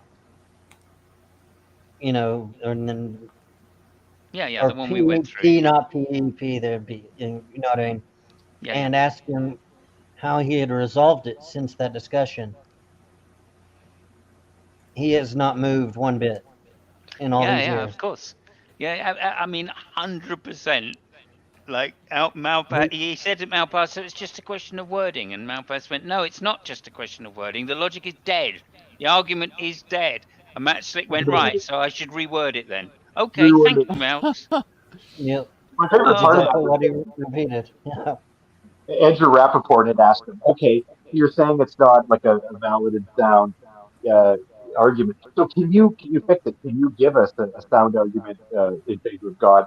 And Malpass says, if I had a sound argument in favor of God, I would believe in God. How else do you respond to that? The guy that was in the room with me, his name's Billy. I think he's Australian. He may be a New Zealander, but he gave the argument back to Matt, but instead of putting God in there, he put atheist. Or not. Yeah. So he ended up with the same argument, except atheism is true. Yeah. And Matt couldn't quite get it. You gotta love logical parity. Somebody did a thing on that. So I think the actual argument was P or not P accounts for Y, not P, therefore P accounts for Y. And he didn't think he didn't think that there was a problem with that. Yeah, they did it with Q when it was in there yesterday or whatever it was. But I also asked him to think of it as replace where you're putting God in that argument. Put God's God in that argument and run it and see what you come out with. And I left him with that, and I was like, just think about it. Yeah. He's impenetrable. And not just, you go first, Doug. No, you can go first. You started speaking first. Oh, well, it's going to be a little bit longer. It's that, and I also don't want to diverge onto the thing. It's just interesting, especially for the OG people in the audience, kind of an interesting historical note. People remember the two occasions Alex Malpass tried to explain very kindly to Matt Slick and including Andrew Rappaport in the assembled court, why it was a bad argument. And there were a number of problems with it. I mean, first of which, God or not God is not an example of a disjunction because they're not prepositions. God is not a preposition. God exists or God doesn't exist is a preposition. Right? And then there's the whole thing, even if you structure it as P or not P, and then premise two, not P, therefore P, that's a valid argument, but it's trivially valid, as Right. Alex Malcolm That's tried what to we're explain. pointing out. Yep. Yeah, I had occasion to sit down and sort of reflecting on your point there, Xbox, but I had occasion to sit down with Matt Slick. When he's not under the lights and trying to impress an audience, he's a sensible fellow. And he listened as I explained, look, if premise two is not P, it's derivable from premise two, not P, therefore P. If you ever have an argument where premise alone is sufficient to derive the conclusion, that is literally the definition of taking the question fallacy. And we had a great conversation, and there was a moment when he went, "Oh, I get it," and he repeated back to me exactly correctly what the problem with his argument. And then he also went on to explain, well, the reason I start with the P or not P is because I'm trying to highlight the importance of the two different worldviews. We had a very lucid conversation about it. 2 days later, I bumped into him again. He, like a goldfish, completely lost the thread of the whole thing, was once again convinced it was a good argument. And what it reminded me of, and I'm going to finish on this point, people are going to remember this moment. Alex Malpass was drinking scotch or whiskey or something of some form. And as he's explaining this, even a semi-pissed Alex Malpass is way better at actual reasoning than Matt Slick and Andrew Rappaport combined. But at some point, he finally starts getting through. And Matt Slick starts to realize that double negation equals whatever. The light bulb starts to fizzle on. But Alex Malpass has to go to the bathroom. He's got to pee. He gets up and goes pee. And while he's taking a leak, Andrew Rappaport and Matt Slick go, well, I guess what he has a problem with is the wording. If we could just fix the word. I mean, I understand that Malpass is saying it's a good argument. He's just having trouble with the wording. Yeah. It is a good argument. He's just having trouble with the wording. And like in the time it took Alex Malpass to shake the drops off, these two wontlets had convinced themselves that it was a good argument, and Alex Malpass totally did it. Yeah. Unbelievable. After 2 hours as well. It's amazing how somebody who so frequently discusses logic, I'm speaking about Matt Slick, didn't know what double negation elimination was. Wow. It's almost like these guys have never worked through a truth table, not even once. That's a really good point. Yeah. And I agree with what you said, Hogtie. Let me throw in real quick. Oh, yeah. Sorry, please hold your thought. I don't want you to lose it. But what he's referring to, good, yeah. There was a moment when Alex Malpass, and we couldn't see it as part of the audience, but in the side chat, when you're in a Google Hangout, which is now, you could type in a side chat, which is visible only to the people in the conversation. And Alex Malpass says, well, let me type it out. Maybe it'll be more clear if I type it out. It was not more clear when Malpass typed it out because he typed P, capital letter P, and then or not, like NOT hyphen P. And Matt Slick thought that the hyphen meant a minus sign. Yeah, because he's autistic. Totally. Classic. That's what it was. Absolutely classic. It was 12 minutes of WTF-ery. Well, he didn't understand that the hyphen was not a minus sign. Yeah. It just had to be explained to him in excruciating detail before he went, oh, I see. So you're saying... And then he got it wrong again. Oh, and he still got it. But that's what I was going to say. I agree with Hogtie. I just want to finish up and just say, look, he had 2 hours with probably the biggest brain on logic in the community, and all he came away with was not P isn't, not P means P. That's what he came away with. Even then, he forgot it afterwards. It was great. And even then, right? Oh man. No, and I was going to tell what Hogtie is a secret. And like I secretly like Matt Slick. And like I have conversations with him often. Like he's he can have good conversations about the Bible if you're into just kind of bored and want to listen to something like that. Aren't you on Clubhouse? Yep. That's what I thought. Yeah, that's mostly where I talk to. And but are you on there? Yeah, here and there, not so much as I used to be, just because I'm getting sick and tired of the same people talking about the same things day in and day out. I'm speaking more of like the rooms that have like John Lee and Haiti and Tom in them and all that stuff. Great people. Oh, yeah. Well, maybe not John Lee, but other than him, great was gonna people. say. I just don't like listening to the same exact discussions every single day. Yep. I got tired of it quick with Totally Yeah. John Lee. Yeah, the same group, they always discuss the same things. And I found a couple of Christians that I generally get on well with, but then the mod of these is the problem for me. You disagree with somebody, then all of a sudden you're a troll and you get moved down to the audience. Right. And by the way, I think I'm the canary in the coal mine on that because I am civil and respectful. I don't swear when I'm in a Christian room. When I find I'm talking at the same time as somebody else, I immediately go, "Oh, sorry, you go first." And yet, when I disagree with somebody, it doesn't matter if it's I mean, Tom Rabbit and I get along just fine, but his mods are absolutely, they do not like me in a room because they want to get the clown show in there. And I go into a Christian room where he's a non-believer and not trusting. If I could just touch Right. on the point, I know that's not what the show is about, but I do want to echo. I've had so many people write to me when they see that Matt Slick and I are friends. They're just like, "What's wrong with you? You know, he's a bigot." Yeah, he's a bigot, and I don't like that about him.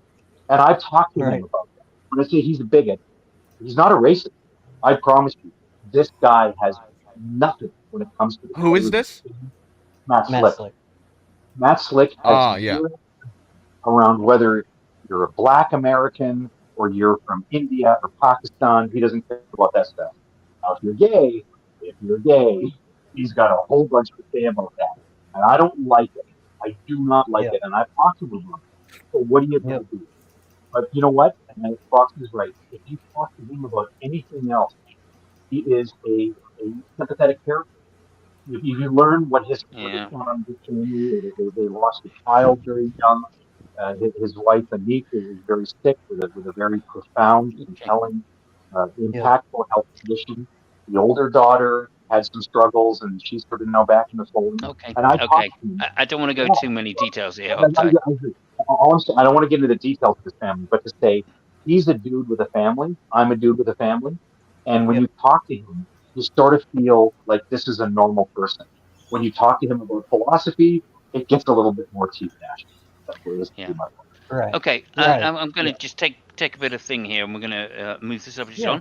on. Listen. sorry for that. I think this is one of the dangers. What you're highlighting is one of the dangers I find, and one of the reasons why I'm a strong atheist, or I would say an anti-theist, is because it's this kind of shielding from criticism of your own views, right? That leads to the same thing that we're dealing with, right? It's a question of, look, he's got this block on treating people as people, right? But just even if it's a minority section, right? He cannot treat them like they're people. He has to treat them like another, and that, I think, is an expression of poor thinking, right? And that expression of poor thinking is exactly what he demonstrated in the Alex Malpass conversation, right? And it leads Right. to these delusions of grandeur and comfort in the fact that he thinks he has some kind of supernatural warrant for believing that he's right. That is Right? so And true. that's dogma written all over, and Oh, that's yeah. to me why I'm an anti-theist, because of the dangers of not having an open enough mind, so your brain could fall out and be completely changed if someone came along with the right argument. Anyway, that's just my thing. I want to finish this up here. I want to just go around the panel quickly and get everybody's final thoughts on the topic, if I can. Is there something you wanted to say, Xbox, particularly right now? No. Okay, great. I will after you get back around to it. Yeah, that'd be wonderful. I'll always come to you last. Okay, So, Hilary, if you wouldn't mind, please, physicalism, naturalism, is it on solid ground? What do we mean anyway? Is there anything you want to say on the subject? I was going to make jokes about the That's fine. 5 states of matter, but luckily we got all past that in the beginning. Yes, I think that physicalism is extremely solidly grounded. Okay, thank you. Okay, let's go in. Beamsy, anything you would like to say about materialism, physicalism? Can it be grounded? Is it grounded in your view? In reality, no, because first we have to establish what is reality, because under the Beetle assumptions, nothing is real. But with the acceptance of we are in reality, yes, it is grounded. Yeah, fantastic. Okay, brilliant. Serb, over to you.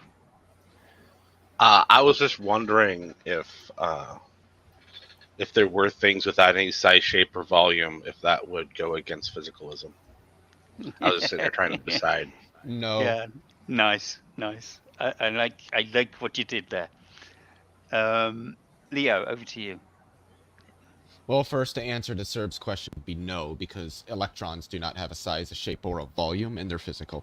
Yeah. But yeah, no, I would say not just that naturalism is justified, but that naturalism is unequivocally justified. Most philosophers, most practicing philosophers today, according to the 2020 Phil survey, are physicalists, but not just physicalists, naturalists.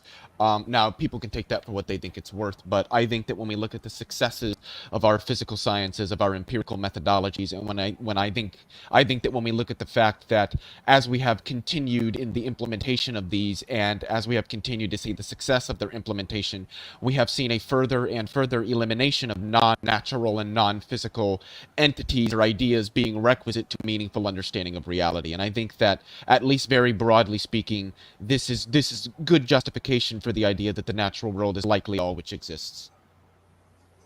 Wow. Yeah, great. Mark, over to you. Yeah, I think that naturalism and physicalism is and empiricism is the best grounded. I'm not sure if it is sort of absolutely grounded. I think that there's problems with fallibility, there's problems with induction, there's problems with empiricism, but I take a pragmatic approach. We kind of have to accept the things that come to us because we kind of have no choice. Okay, reasonable. And everyone mute up, please, for Hogtie, so we don't get any echo on your outro. I wonder why that is. I'm wearing a headset like anybody else. Okay, It might just be me. I don't. All right, that's all good. I can hear an echo while I was talking. It's probably why I elevate my voice to. Okay, so let me destroy your show here, because now when I say this, you're going to be like, well, do we need to do another hour? So here's my answer to that question. Yes, of course. Physicalism, naturalism, materialism, whatever you want to call it, right? Those are 3 different questions that all have the same answer. All that exists are those things that have potency in reality, not imaginary or conceptual concepts. So yes, of course, those things are a complete sufficient account of reality. But here's the thing, it's totally vacuous and pointless. And here's why. Because as soon as you demonstrate that some concept we're talking about has actual potency, it now gets subsumed into materialism and physicalism. I heard J.D. Kane earlier mention, well, if it turns out that dark matter and or dark energy turn out to be real things, well, that kind of blows physicalism or materialism out of the water. No, it doesn't.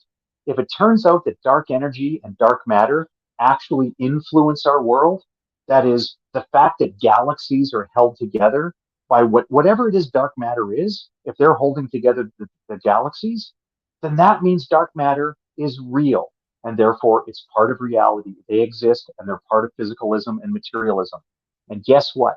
If it turns out the human soul is a real thing, that is, it has impact on reality, then they're part of materialism too. So the terms themselves are vacuous. All we're saying is those things that are real are those things that are real.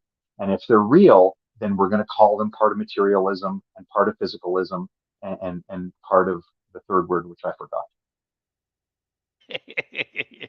Empiricism, is it? Or naturalism? Naturalism. Naturalism. Materialism and physicalism. Those Okay. things that are real are those things that are real. and you can prove that something's real. How do you prove something's real? Prove that it has a real impact on reality. That's what makes it real.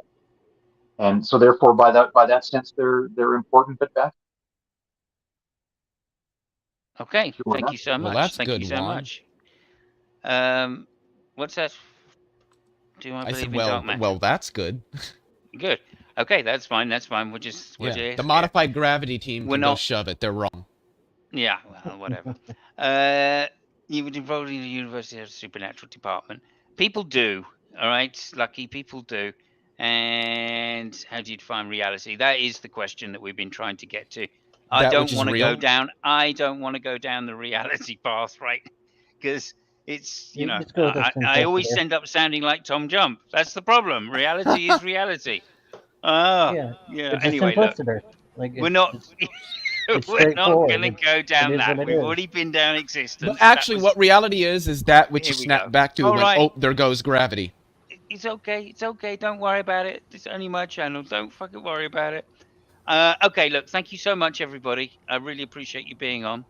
And no, we're not going to open up another can of worms, is what I'm trying to get to. Is that all No right with problem. everybody? Anybody want to say anything else before we go? Yeah, I was wanted- making a wanted joke to, there. and I know. Sorry, I feel, Leo. I feel that a couple times I interact. Your audience, like this doorknob head. This doorknob head, I've been entertained. There's so much by doorknob head comments and yeah, doorknob head's great. Lucky Step and Wolf, and like there's some people that are making really great comments. And there were times I've read their comment and went, "Oh, I need to respond to that," but I also need to be respectful that there are many other people on stage while I'm talking. So I just want to let you guys know you've had some great comments I'd love to interact with. But the show has a certain pace. You have a great audience. Doorknob Head is OG, by the way. He's old guy. Yeah, he is. Yep. He's been around a long time. Okay, look, thank you very much, everybody. Hold up. I want to let me just add say, too. yeah, I'll come to you in a sec. Don't worry. Oh, okay. Yeah. I just want to say thank you very much, Juan, for coming. You're a new viewer. I know who you are. Thank you very much for being here. You guys rock. Thank you. You rock too. Doorknob Head, as always, brilliant comments. Lucky, thank you for being here. I'll see you Monday for the Dutch Lucky. Grand Prix, no doubt. Green Soul, thank you for coming by. I really appreciate that. Leo, your first time here. Thank you so much for coming in. You've made a great contribution. I really appreciate that. And then Hillary, obviously, one of our regulars. Mark, one of our regulars. Serb, one of our regulars. Hogtie, one of our regulars. Go ahead, Mark. Do you mind if I make a plug? Because I'm starting a stream in like 10 please minutes. do. Yeah, Okay, yeah. there you go. We're doing a triple hamburger, so looking at like 3 things by Ken Ham with me and Ember, Better Than Ember, who's a new kid on the block, who's awesome. Oh yeah, I've seen him. Wonderful. Okay, so everybody go over and raid Mark Reed's channel. If you want to put a link in there, Mark, if you not. Yes, those are If better, you're not, hey. put it into private chat and I'll put it in there. Beamsy, thank you for coming on, mate. I really appreciate that.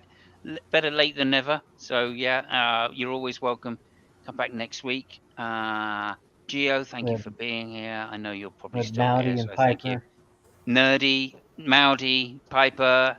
Anybody else want to shout some names out to us? Jefferson, right at the beginning. JD Kane. Wow, Yeah. he I wanted held to it shout together. out Friction. He didn't say anything, but he actually has a really good channel where he does primarily interviews with a bunch of philosophers. He's done some reviews of various arguments and stuff, but that guy knows his fucking philosophy. He does. Absolutely. And Yeah, he's that's got why a I tried really- it in one. And he's got a I really talk to him on cool- Clubhouse every now and then. So. Mm-hmm. And he's got a really Yeah. and he's I got a know. really cool He's average for a Canadian, but he's tough. and he's got a really cool avatar. BS Lewis, thank you very much. Okay, I'm just going back up through everybody to see if I've missed out. John McDropout. What would we do without your comments? Yeah, I Brojo, know. thanks for being here.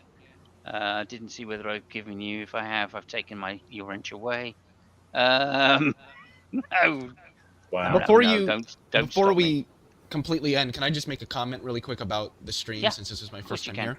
I actually really enjoyed this, but I fucking live for discussions on like metaphysical stuff, and well, at least for me, that's what like physicalism, naturalism, that's largely metaphysical considerations. Yeah, you can consider the epistemology, consider ethics or meta-ethics from, a naturalist framework. But I think talking about naturalism or physicalism is very much metaphysical. And these, like I said, these are discussions I live for. Okay. Yeah, and we usually get at least the first hour is usually the deep part of the discussion. We get the description, get into the deep part, and then as it trails off, we kind of just go organically wherever it goes. Okay, we can go over that stuff after the show. Fabio, thank you very much, of course, for coming by. Scott Duke. Is there anybody else? I'm not certain. Is there anybody else? Oh, there's probably. If I've forgotten you, I'm really sorry. JD Kane, yeah, as I've said you. I think that's probably about it. Oh, Savage. Thank you, Savage, for coming by. I haven't seen you for ages. Really good to see you in the side chat. Spooky Bed Hair, of course. And Speed of Sound. Christopher Mouty came in. The Mouty! Please go and sub to his cult. And Mr. other Mout. than that, I think we're going to be out. So no one wants to know what I know about all my comments on this particular topic are. So I'm going to pass it over to Xbox to lead us out. Yeah, I just wanted to quickly say I appreciate everybody that was here and the ones that have gone. I want to echo a lot of what everybody said.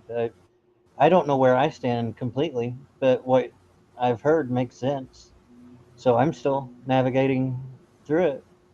And I think a lot of people are. Anybody that's going to come across this video are going to be people that are wanting to navigate or get more information on this kind of stuff. So I want to thank y'all, everyone here that contributed in the side chat and in the stream. So I hope y'all have a good night. Great. And we'll see you all next week. Thank you so much.